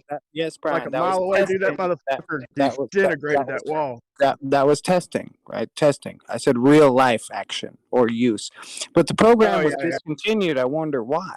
I wonder why it was discontinued. Probably they wanted to take it into the Black Ops world. Like, why is Geo so silent today? Like, They must have discontinued it. They must have discontinued it because everything it didn't have but about a 7 or 8 mile target range. Come to find out, because everything drops underneath the shell, so they couldn't hit nothing. So it'll go 100 miles, but it just hovers over everything. Brian, they were hitting flat level targets at 70 miles, and it said, "Oh shit, where's our curve? Yeah, where's the curve? Oh fuck!" Real quick before we end the show, Geo made a server. It's magical. Everyone's behaving. It's amazing. Yeah, Geo, plug your server if you're there. Awkward because you guys basically tell Geo to send me an Brandon's thunder, man. You can't post images. Bullshit. Branch thinks we abandon you, Brandon, even though we're all Tell here him, right Branch. Tell him. I don't come here. I'm not jealous, Branch. Is it the Mythbuster video you guys is telling me to watch? Shout out to Geo. Send me an invite to your server. Let me close the first time I figured out the Mythbusters. Let me close That's the one I seen in general. Go ahead, Brandon. Let me close the show out real quick, and then you guys can continue. Thanks everybody for coming and being on the show, especially RC Meisty, who took quite a beating earlier. Thanks for being a good sport about getting bashed around for a while. Thank you very much. And George says that you misquoted him, Jeremy. He does believe that the bullet will fall later than the drop bullet. Now that he's heard everything that took place in the course of the show. That's why I wanted to break this out on one of the top-notch Globers to start with. But whatever. Oh, well. They'll forget about it in a couple weeks. You can circle it back around. All right. Anyway, thanks, everybody. I will record after the show, just so you know that you're being recorded. And Geo does have a server that he's opened up. So if you want to join, come in and tap him on the shoulder in the server. I'm not sure if he's got the link anywhere, but I'm sure you can get it from him. And yeah, thanks again, guys. I'll be right back. Oh, did anybody who didn't get a chance to say something during the show want to say something while we're still on YouTube? Scream at a Matrix. I did. George is a sexy motherfucker. I do. George Hayek. Oh my god, that guy's sexy as fuck. So I want to say. What'd you say his last name was? What'd you say? Hi something. All right. My turn. Anybody else? Yeah, it's George Numchucks. Oh no! Can I? It's Rob. Yeah, go ahead, Rob. Level is horizontal. Horizontal is a straight line. Thank you. Absolutely. Good reminder as always. All right. Thanks, guys. Salute, like, and subscribe. All right. Thank you very much. Shout out to James Richard for the super chats. Thanks, buddy. And we'll be back tomorrow. You guys have a good evening. Very chill and weird show. But hope you enjoyed hanging out. Talk to you later. Bye.